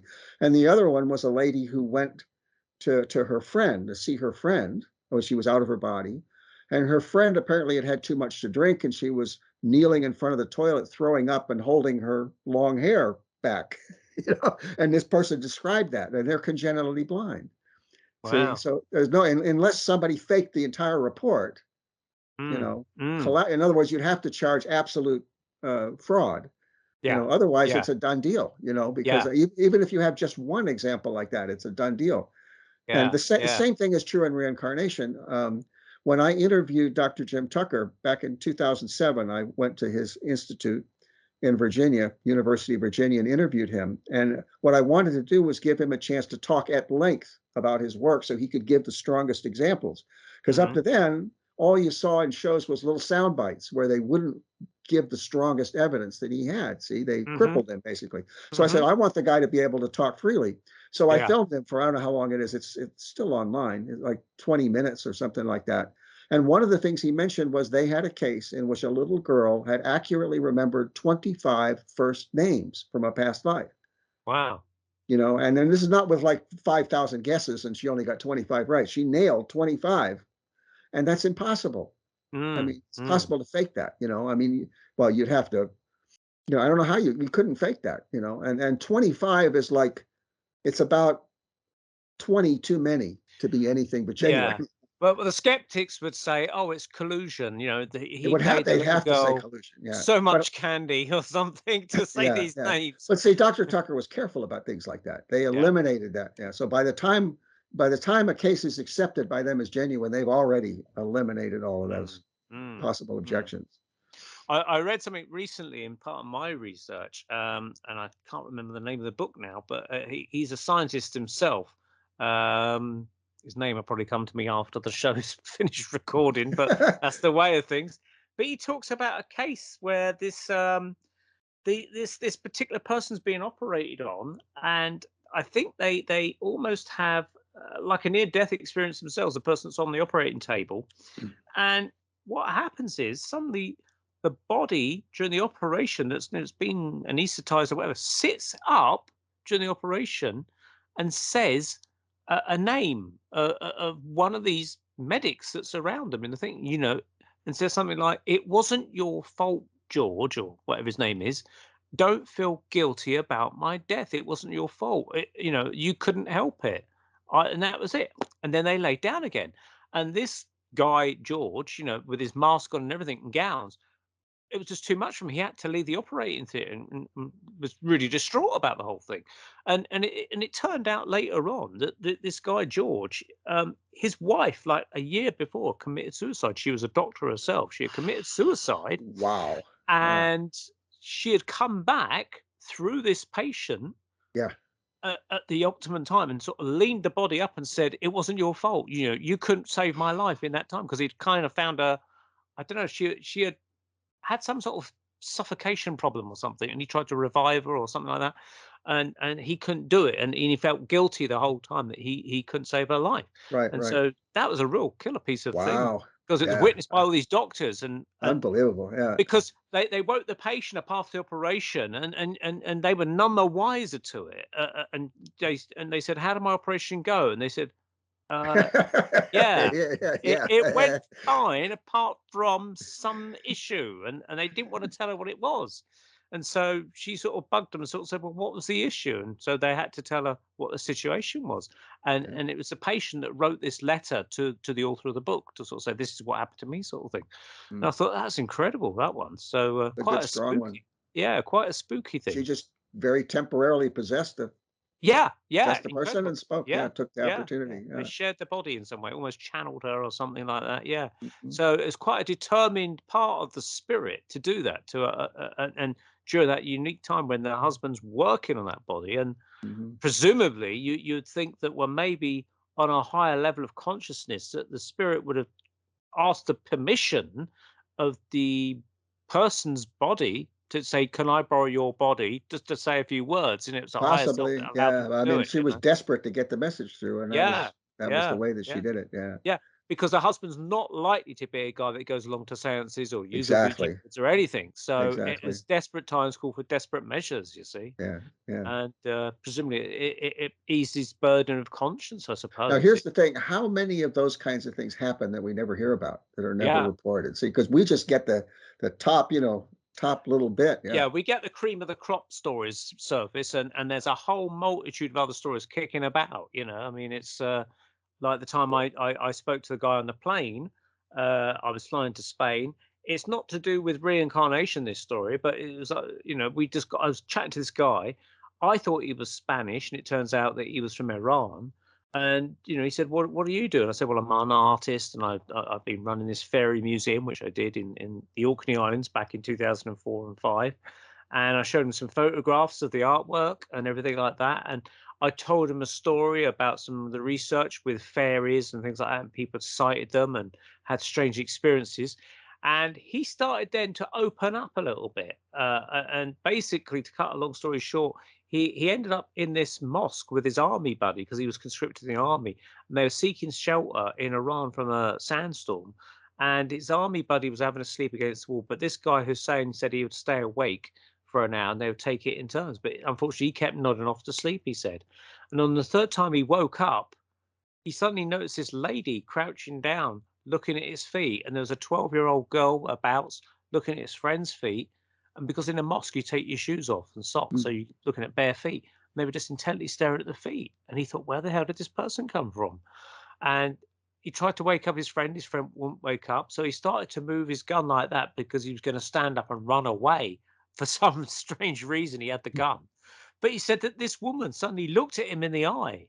And he said, as soon as that woman looked me in the eye, I knew that she wasn't from this world. I just absolutely knew. And he said, at that point, the woman stood up and the young girl stood up. And he said, they turned and walked away. And he noticed as they walked away, they had cloven hooved feet and they vanished into the wall of the mosque.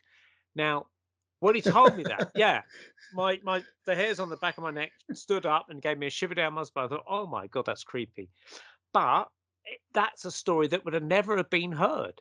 Right, And this guy told me, and he said, yeah, you can tell this story. Because he felt it was safe to tell you because, it's safe to tell me, but don't publish my name, he said. You can publish the story, but don't publish my name. So, but yeah, an incredible story. Freaky as hell, really. Yeah. But like you say, how many of these stories that we don't know about? And hopefully through programs like this, it might encourage people to come forward and tell their stories. I mean, I've done talks at places, and it's only afterwards that people then come up and tell me their private story that they would never dream of telling anyone else. So there are loads of these kind of things kicking about, reincarnation, seances, and things like that. Well, I had the same experience when I was thinking about starting my film, that I would start to talk to people and I'd tell them what it was going to be about, and they'd have a story, not necessarily about reincarnation, as you said, and as so many people had a story. So you've got something that vast numbers of people are experiencing and nobody dares say. Yeah. You know? Yeah. There's an undercurrent in society of some sort of phenomena happening. And the author of Journeys Out the Body, Robert Monroe, spoke about this in the beginning part of his book. He said it's like an unwritten rule. Everyone knows about it, but no one really talks about it, type of thing. Exactly. Yeah. And everyone from medics, doctors, high society people, all accept it's there, but you just don't talk about it on the evening news, in the newspapers or whatever. But it's a thing, and that's what this is, phenomena that we just don't address on the official world stage as such, you know. Yeah, there's a lot of things like that. Yeah. So where are you now? Up to date with the reincarnation thing? What is the latest thing that you've got to present? Well, what I found out when I got into this research about Matthew Franklin Whittier was that he'd written a vast amount of material anonymously under a whole bunch of different pseudonyms. And I traced it from one to the next, to the next, to the next. For example, I would find the star signature, and then I would find something that was printed from another newspaper that was clearly his, same style, you know, maybe, you know. So then I would look in that newspaper. Suddenly I would find he had a whole series in that paper, see, and so on. I'd go from one paper to another like that. So a lot of these, like I said with the star, you know, I would look at the material and I would say, that's definitely Matthew. And then I would say, no, wait a minute, the historians say that such and such a person was responsible for that whole series. Then I would have to try to disprove it. And it's not easy. You get a cold case that's like 150 years and you're trying to disprove somebody's authorship, especially if they're famous, you know, like Edgar Allan Poe. You know, try to get anybody to take you seriously at all with that. Even if I've got 18 examples of evidence, you know, you can't get somebody to take you seriously long enough to even read the article. So I've got these articles that I wrote, and the Edgar Allan Poe one, which I've never tried to get published, but you can put it online. It's like 59 pages. So this is on Academia EDU. You can post them even though you haven't published them. So I can see how many pages people read. 2 pages. They hit reincarnation and they're out a lot of times, I think, because a reincarnation comes up like second page and they're out. Or sometimes they might download it to read it themselves, and that you don't know. But every once in a while, there's 59 pages. Somebody sat in front of their computer and read that entire 59-page paper straight through. That happens every once in a blue moon. That means there's a few people taking it seriously. They don't write me, but they're motivated enough to read 59 pages, you know. So a lot of my effort has been to try to prove these things. And my thought is, if I don't know how to put this, but it's like, it's impossible. But if I can flip it to where I actually can get people to realize that this is real, it's good research, and it's true, I can kind of wedge myself into academia in such a way that reincarnation will be front and center for decades. Because if they're arguing about Edgar Allan Poe and the Raven, and it came through reincarnation, and they can't get reincarnation away from it, they have to argue that also. See, it comes in, you know. So that's my idea, is to start some kind of a big brouhaha, you know, that a big discussion that includes reincarnation, where they have to talk about it. But so far what's happened is that I can't break in at all. So I submit to journals. I've got like several papers submitted to journals, and then after 4 months or so, they reject it on some pretext, you know, and then I send it to another one and I wait another 4 months, you know. I've also tried writing individually to every single professor that focuses on, you know, say, for example, Edgar Allan Poe, every single one, hundreds. And I get maybe like 2 responses, and they don't take it seriously, you know, and nobody else will even talk to me, you know. So it's a total brick wall right now. Yeah, the only thing that people are listening to you as people like us that are interested in this phenomena, and we're perfectly happy to discuss it because it seems a valid thing. Well, even those people don't really want to hear me.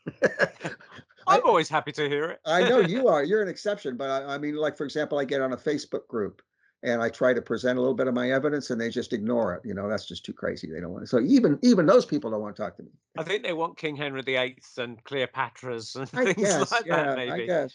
Yeah. I mean, I've I heard don't know there's what it these is. come as you were parties in America. I've heard of this, where you go to a party as your previous reincarnational I've self. heard And of that. Yeah. yeah, I yeah. think, well, here's the deal. People have, some of them have genuine cases, and they have a little bit of evidence. I'm talking about the Facebook groups and people like that. They've got a little evidence, and that's interesting. You know, they weren't anybody special, but they can prove certain elements of it. Other people remember 20 or 30 or 50 lives, and they have all this exotic stuff, but they have no evidence really at all, you know, no proof. They don't like to be told that I have evidence and they don't.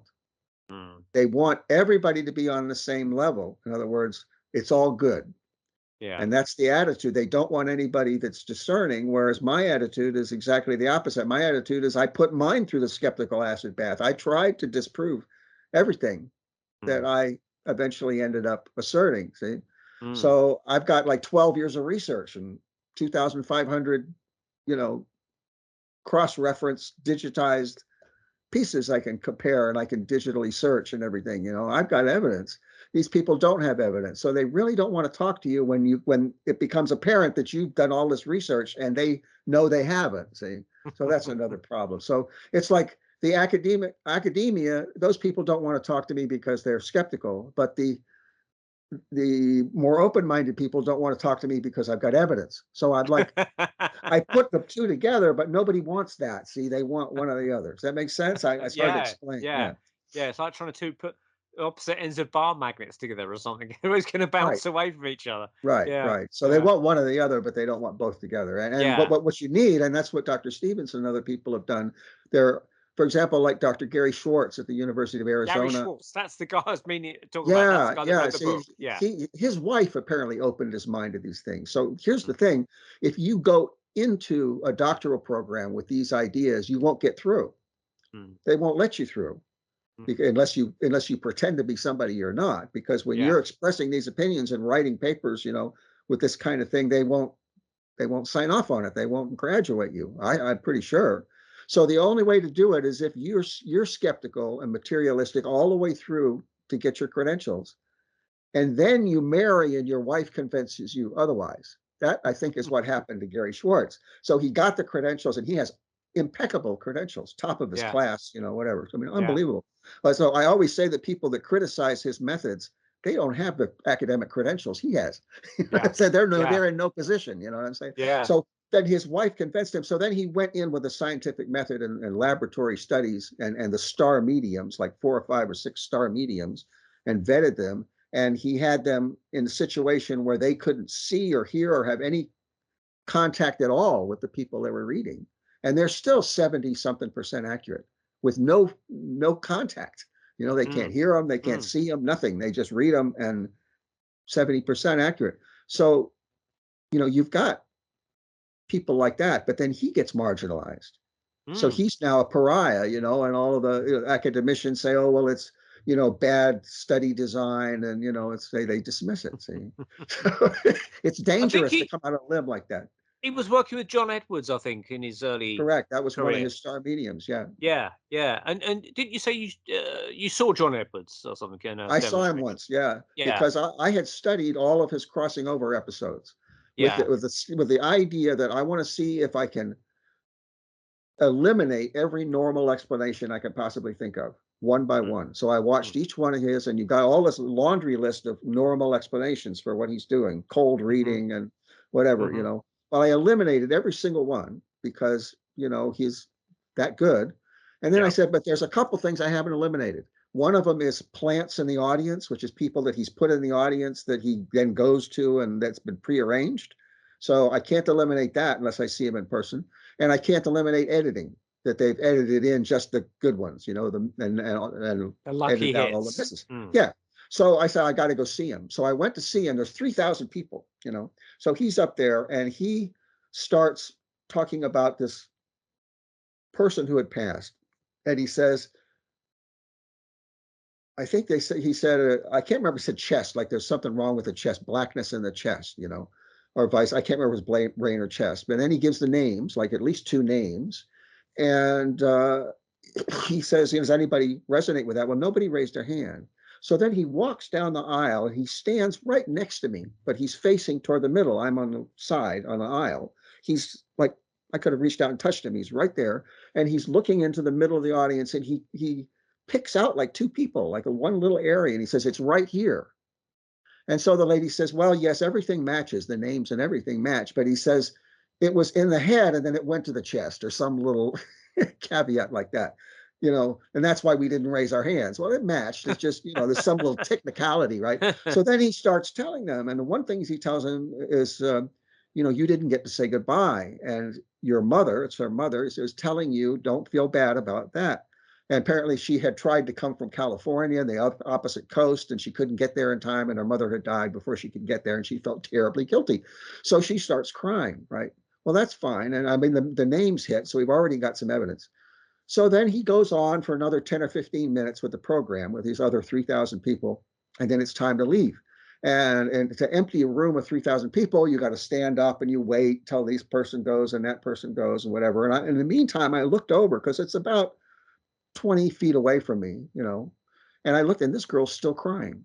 And I said to myself, if she were an actress, she would not be so thorough as to still be crying 15 minutes later when the program's over and nobody's looking at her. Yeah. Therefore, she is not a plant. Yeah. Logic. So I disproved all of them. You know? Yeah. And also with these plants and things, you would have thought by now that someone would have come forward and said, "Oh, John Edwards pays me $100 a Sure, show somebody, to because speak." they would have got money for it. Yeah, probably. Yeah. So, yeah. And they would be regular people that would keep showing up at the shows. I mean, there was an accusation that was, I don't know if you heard of Doris Stokes. Have you, Doris Stokes? Yeah. She was for those that don't know, she was a medium that was around in the late 70s, early 80s, which was one of the first mediums I'd ever heard of, really. And I read her books and everything like that. And I got to the age of 16 or 17, and I saw her advertised that she was going to be appearing at the famous theatre in London called the London Palladium. And so I rang up, this is in the days before the internet, I rang up the theatre. I said, "Oh, can I book 2 tickets in the front row, please, to see Doris Stokes, or as near to the front row as possible?" And the lady at the theatre said, "I'm afraid all the first 2 rows are sold out. So you're going to have to take whatever." So in the end, I end up having to have a seat right at the back somewhere with a friend of mine. So we went along and we was impressed. We thought it was good. We had no experience of how to judge these things, to be honest, but we thought it was good anyway at the time. I mean, you know, if I'd gone now, I might go back with a different viewpoint. But anyway, it came out years later. I was reading this book on psychic stuff, and the author happened to talk about his own research into the medium Doris Stokes. And he too tried to get tickets in the front row of a particular theatre she was appearing at. And he said that all the tickets, the front, first and second row, were sold out. So he made an inquiry, which I obviously didn't. He said to the people at the box office, "Well, what all these people just bought the tickets straight off," and they said, "Oh no," they let slip. They said, "Oh no, Doris herself has bought all these tickets for the 2 front rows."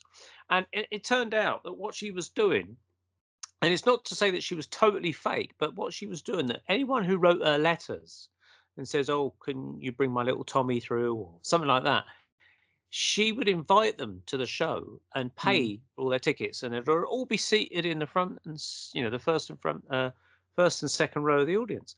And so she would sort of stand there and say, "Oh, is there a Fred or a Tommy or a Joe out there?" And they'd all stand up, but they'd always be at the first two rows of the audience because she'd always got their letters.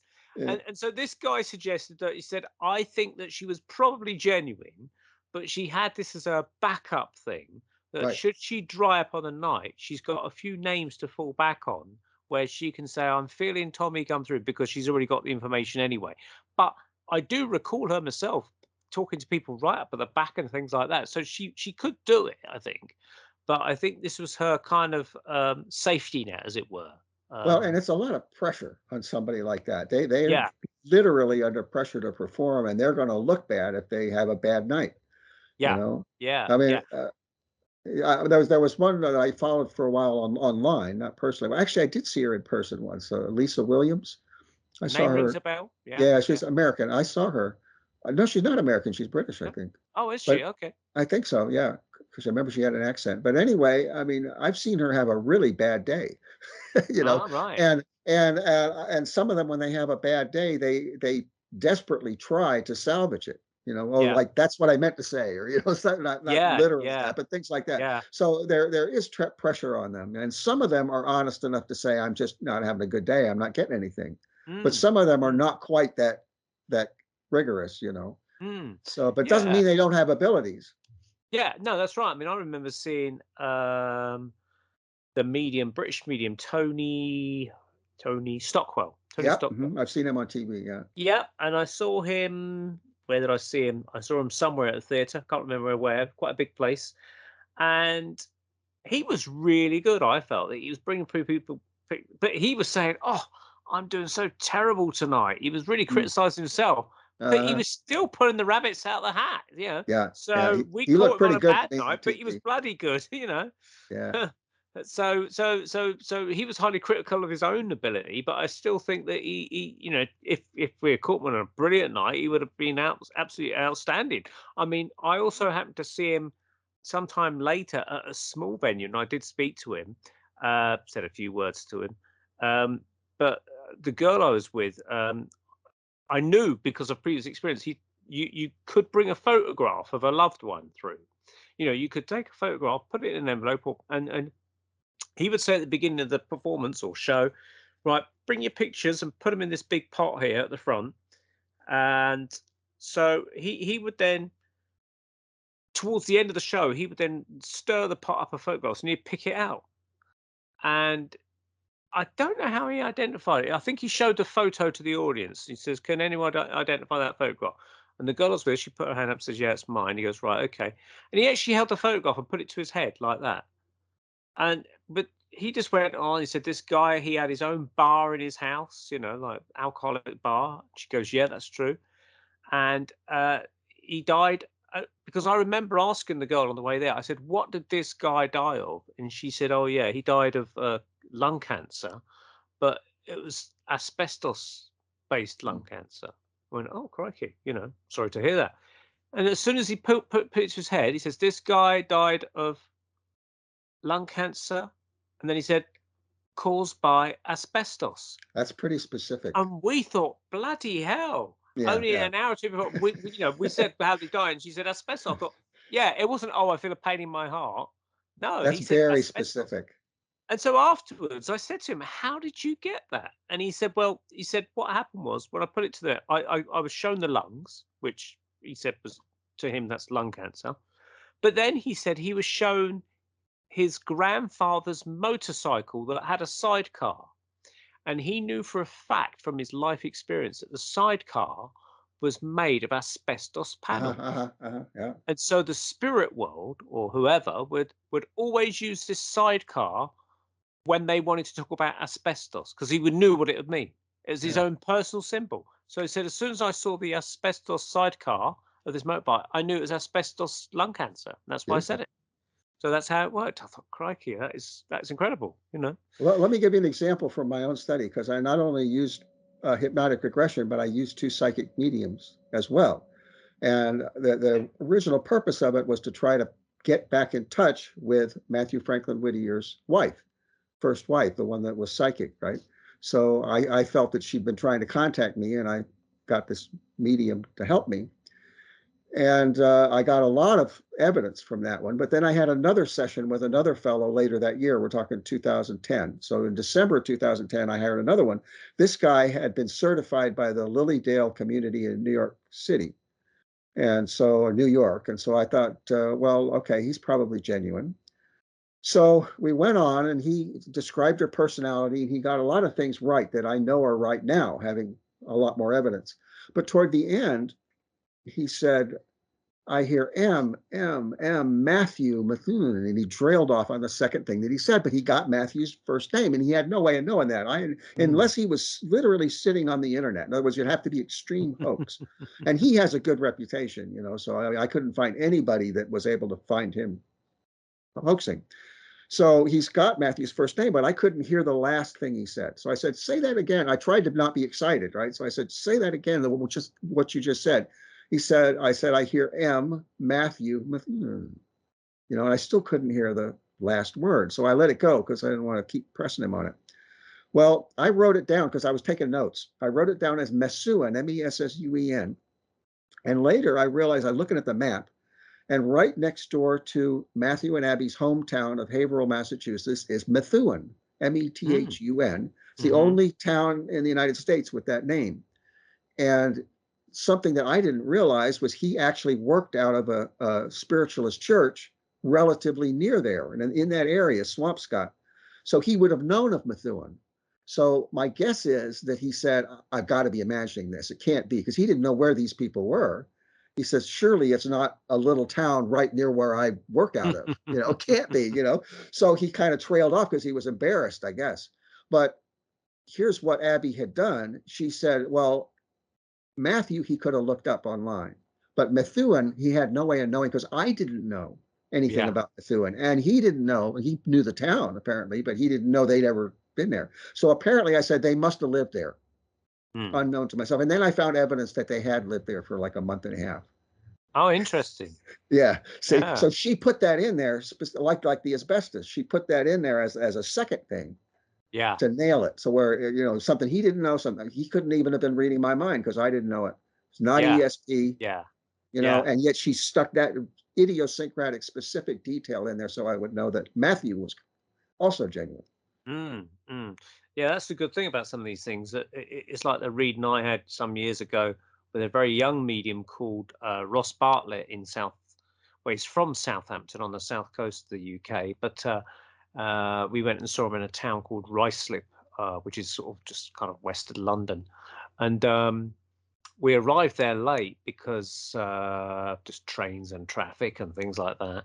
And the 5 buildings, we knew he was going to be in a building. It looked very medieval looking with beams and things because I saw it on the internet. So when we got there was actually 5 buildings all around it, and they all look the same. You're thinking, oh shit, which one is it? So we went to every building. Of course, it had to be the very last one. And we got there, and there was a guy in a white shirt. It was a summer day, and the door was open. I saw a guy in a white shirt, and he was the guy that's taking the tickets. And we said, sorry, we're late. And he goes, well, they've already started. He says, go and take your seats now, and I'll get the money off you at the end of the show. And we said, oh, thank you. Because some seats have been reserved for me, but not in my name. They've just been reserved in someone else's name, the guy that organised it. So we got there and we sat down, and it was right to the sort of side of this guy. And literally, I only just taken my coat off, and he turns to me and he says, I'm now coming to the gentleman on my left, which was me. And I thought, oh my God, I've literally just sat down. So I fired up the recorder, and he was talking about, he said, I've got, and I'm say the word Edith, but it wasn't Edith, but it's the only name that I keep thinking it is, but I know it's not Edith. And he goes, I've got Edith here. And I said, you must be thinking of the person behind, because I don't know anyone by that name. And he goes, no, she's talking about Morgan. And as soon as he said Morgan, that's the name of my daughter. And I thought, well, bloody hell, I better sit up, what's going on? And then he said, she's talking about your brother, Phil. And I went, oh my God, that's the name of my brother. And he said, and he was so confident, he said, could you ring Phil during this session? because I want to see if he can answer this question or confirm it or something. And apparently she was saying that he had gone and found her grave, you see. Now, I knew for a fact that my brother does go around graves of family members and photographs and things like that, but I didn't know he'd gone to her grave, this particular lady anyway. But unfortunately, I didn't have my brother's phone number on me in my new phone because I got a new phone and I put his number in there, you see. So I said, "Oh, I'm afraid I can't do that." So we moved on, and she was saying, yeah, he had some doubt about himself. He said, "Oh," he says, "Oh, I'm not sure." And he wasn't really sure whether he should do it or not, but he said, "Okay, let's go for it." He said, "Do you see that man over there in the white shirt?" And he pointed to the guy that was on the door that let me in. And I said, "Yeah." And he said, "His name is Chris Hayes." Now, as soon as he said that, I went, "Oh," and because I knew what was coming. As soon as he said the name Chris Hayes, because he said, "Edith, this person, is telling me that Morgan, my daughter, is also connected to a Chris Hayes." And I said, "Yep, my daughter Morgan has been going out with a chap by the name of Chris Hayes for the last 2 years." And I thought, bloody hell, how Yeah, do you yeah, crack yeah, that one? So they found a guy with the name Chris Hayes. They've matched me up with my daughter and the fact that she's going out with a guy called Chris Hayes. And they said, "Look at this. We've got two yeah. Chris Hayeses here." And I think in hindsight afterwards, that's why they nailed me as the second person to get that reading, because that was such a, from their perspective, the other side's perspective, that was such a good find for them to sort of boast Oh, about. yeah, sure, They sure, said, yeah. "Let's get this guy in first Well, before we that's move to other exactly right, people." because You know? on the other side, they are thinking about ways to really prove it, Yeah, you know, yeah, and and and not the obvious thing, but something else, you know. yeah. This was a triangulation sort of method of proving it. But then the sequel is that I didn't know who this Edith still was that still spoke. I still couldn't nail her who she was. So when I got home, I played the recording to my mum maybe a few days later, and I said, "Who's Edith?" And she goes, "I have no idea." So then some days after that, she was speaking on the phone to my dad's sister, my auntie Sue, and she says, "Oh, I know who Edith is. That's your auntie Doris." Now, when I was a kid, I had this auntie Doris, and it was my dad's auntie. So she was actually my great auntie, and she always dressed in a 1930s or 20s kind of style hat and coat because she was from that era. But she still had it right up into the 1970s. She never changed her fashion, and I always remembered her as the lady that kept having her fingers removed because she had to have a finger cut off there, and then some years later, maybe a year later, she had another finger cut off there. I didn't understand why she had to have her fingers cut off being a kid.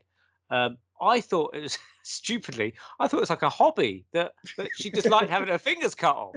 And I would go up to her and say, "Auntie Doris, have you had any more fingers taken off?" Like, "Yeah, I thought I'd have this one taken off. But it turned out to be something to do with arthritis or something with the bones or something. And they releasing tension, I understood, by cutting her fingers off. It allowed the rest of her fingers to move or something like that.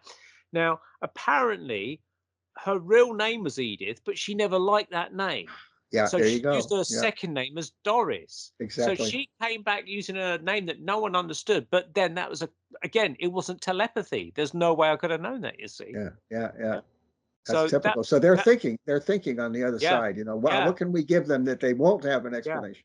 yeah. Well, it's like the cross correspondences where Oh, I with forget who did that Myers, study. Frederick Yeah, Myers, right, right. from the Society of They Psychical would get Research or something. part of the puzzle over here and then part of the puzzle over there, and they'd put them together, and then it would mean Yeah. something. Yeah. Yeah, it was someone in India, a medium in India, and they gave her a line from a poem or some famous book or something, and then they contacted another. I think it was I forget the name of the medium in the UK that they contacted, and they gave her another line, and possibly another medium, maybe in the United States, but I can't remember the I details. think So they gave her there another, was three. Yeah. and then when they put the whole thing together, it formed the pages from a particular book or something Right, like that. right, Yeah, right, right. Yeah, yeah. yeah, Very yeah, strong stuff.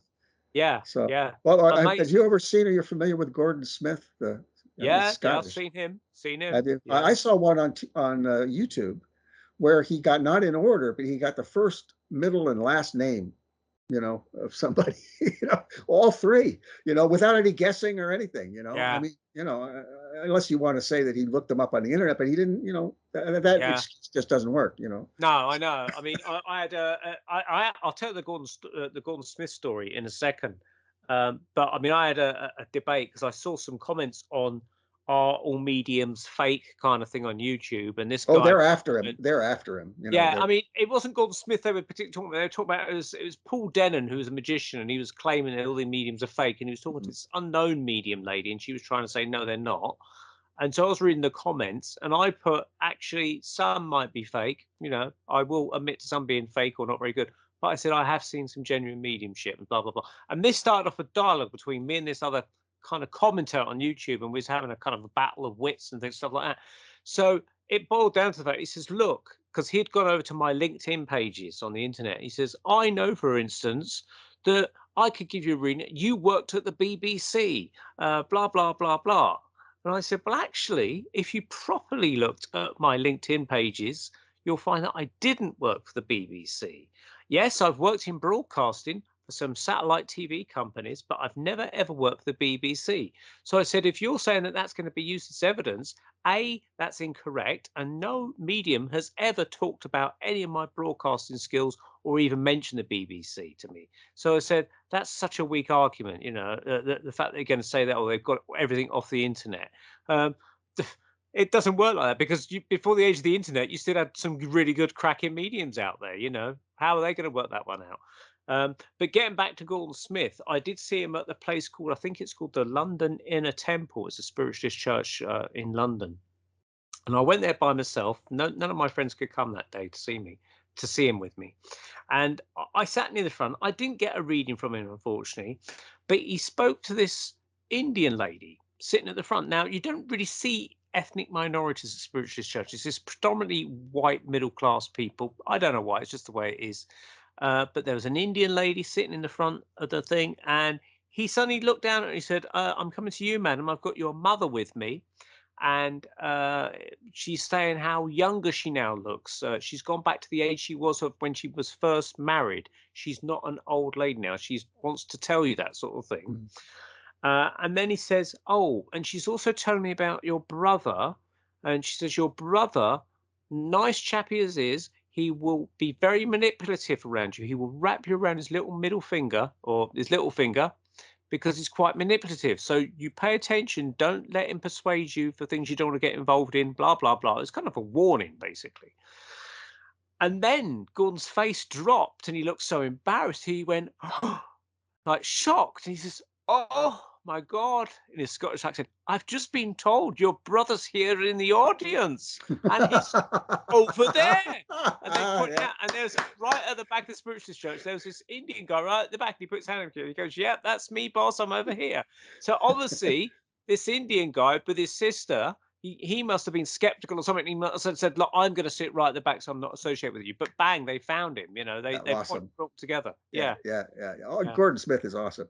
The guy I've been watching lately, American, is Matt Fraser. I don't know if you're familiar with him. No, I don't know that guy. He's a real character. He kind of dresses like Liberace, I mean, flashy, but he's in the whole entertainment world, but he doesn't seem to be affected by it. He's completely unaffected. Just a regular guy, and he's accurate he's as good as Gordon Smith. He's absolutely bang on accurate. And every Monday he'll post another video. He does these online readings with online groups. I was in one of them. Of course, you're probably not going to get read, unless there's some reason why you desperately need to. But he'll post one of the interactions, every Monday, and he's just nailing things just routinely. Basically, what he'll say, he'll joke. He said, "Well, I didn't get a TV show for not being able to do this." He'll joke about it, but he's just routinely can get evidence like that. And so here's the thing: if this is going on, never mind all the fakes. It's irrelevant. Fakes are irrelevant. If the genuine ones can do this on a regular basis, what's the holdup? What is the holdup in terms of acknowledging that that's real? Because it's not rational. Yeah.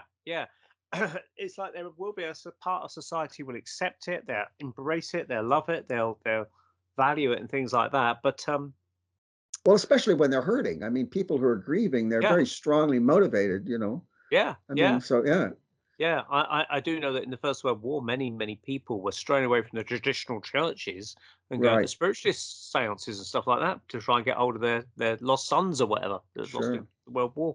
So it's just a sort of, I think half of it is political and possibly half of it is social and religious, in the sense of we've always been taught not to speak to the dead or communicate with the dead. They're sleeping in a slumber somewhere. That's what we're told, until Mm. they're stirred on Judgment Day or something. Judgment Day. Yeah. That's what the Christians will tell you, and the Christians also say, Oh, don't, some of them anyway.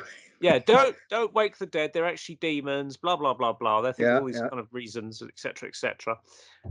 And politically, I suspect there's more motivations not to acknowledge life after death, because if you think that all these assassinations that occur around the world, JFK's been shot and Mahatma Gandhi and blah blah blah blah, all these famous people that have been murdered.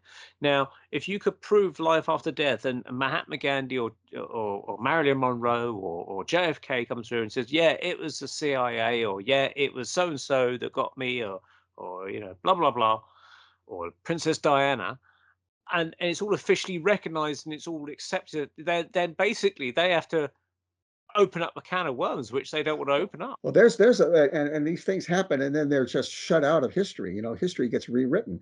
Yeah. According to what I've read, when President Abraham Lincoln was trying to decide whether or not to emancipate the slaves, he was going to seances, and it was the people on the other side that convinced him Mm, to do that. mm, But before he went to the seance to see this particular medium, I don't have the names now. This is just as much as I remember. You can look it up online. He sent a couple of his men to check her out to see if she was genuine, and she's playing the piano and singing hymns or something, and the piano's jumping up and down. So the two guys get on top of the piano to try to stop it, and they're going up and down with it. So, yeah, you can't fake this stuff, oh, unless it's completely spurious account. You can't fake that. So he wow. said, yeah, that's genuine. So he went, and then he emancipated the slaves, right? But nobody's ever told about that, you know. Yeah, It's Liberace in completely a cut out of previous history. lifetime. And another thing I found was that there's a letter that Benjamin Franklin, one of the founders of the United States, wrote to an elderly friend. This is when he was an old man. And it's obviously clear that he believes in reincarnation. That's Mm, completely cut out from history. As a yeah. matter of fact, so much so that I remember there was a public broadcasting special where they had an actor playing Benjamin Franklin speaking to the camera, and he says the opposite. He basically says that there's only one, if there was more than one lifetime, blah, blah, blah, but since we only have one lifetime, they put Wow. that in his mouth, saying exactly the opposite of Wow. what he believed. Yeah. Wow. But That's, can you get anybody to pay attention to it? I have the letter, I yeah. mean, I can show Yeah. you. Yeah. Yeah. I think there will be a breakthrough. There will be. There'll become a tipping point, I think. It may not be in our lifetimes. I mean, the trouble is this phenomenon has been going on for a long time. And it's only the people that not gullible, because it has been tested. There's many accounts of it. Uh, there is proof of it, but people will just ignore it. And it suits them to ignore it because it means they can misbehave as much as they want without accountability. There's no, yeah, that for reincarnation, I think that's it. People do not want, because reincarnation means 100% accountability.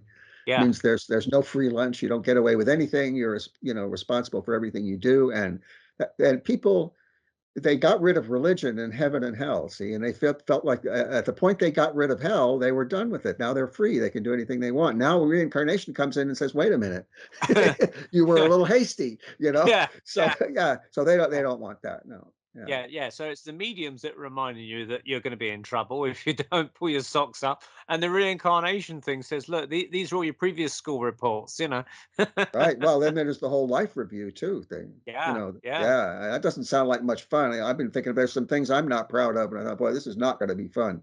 You No, no, know. I'll be told to stand in the corner. Yeah, yeah. And I mean, I haven't done anything, too horrible, but even for myself, it's going to be unpleasant parts of it.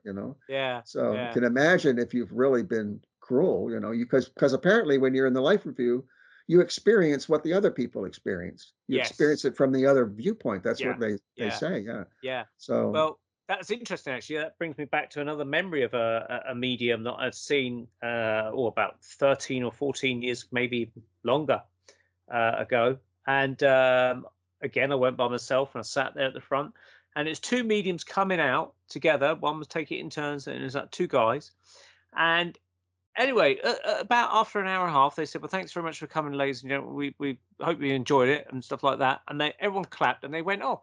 Then 2 minutes later, this guy, the second medium, came out and he says, "I'm sorry, I've been told I've got to give one last message," and everyone stopped clapping, and he said, "I've got to come to those three ladies at the back." And sort of, I don't like looking, but I had to look. And he said, "I've got your father here." And immediately they all said, "We don't want to hear from him. We don't want to hear from him," like that, they said. Yeah. And he said, "Well, I can understand what you're saying." He says, "But I've got to give this message." He insists I give this message. And he was basically offering his apologies and things like that. And they still said, "We don't want to hear from him. We don't care. We don't."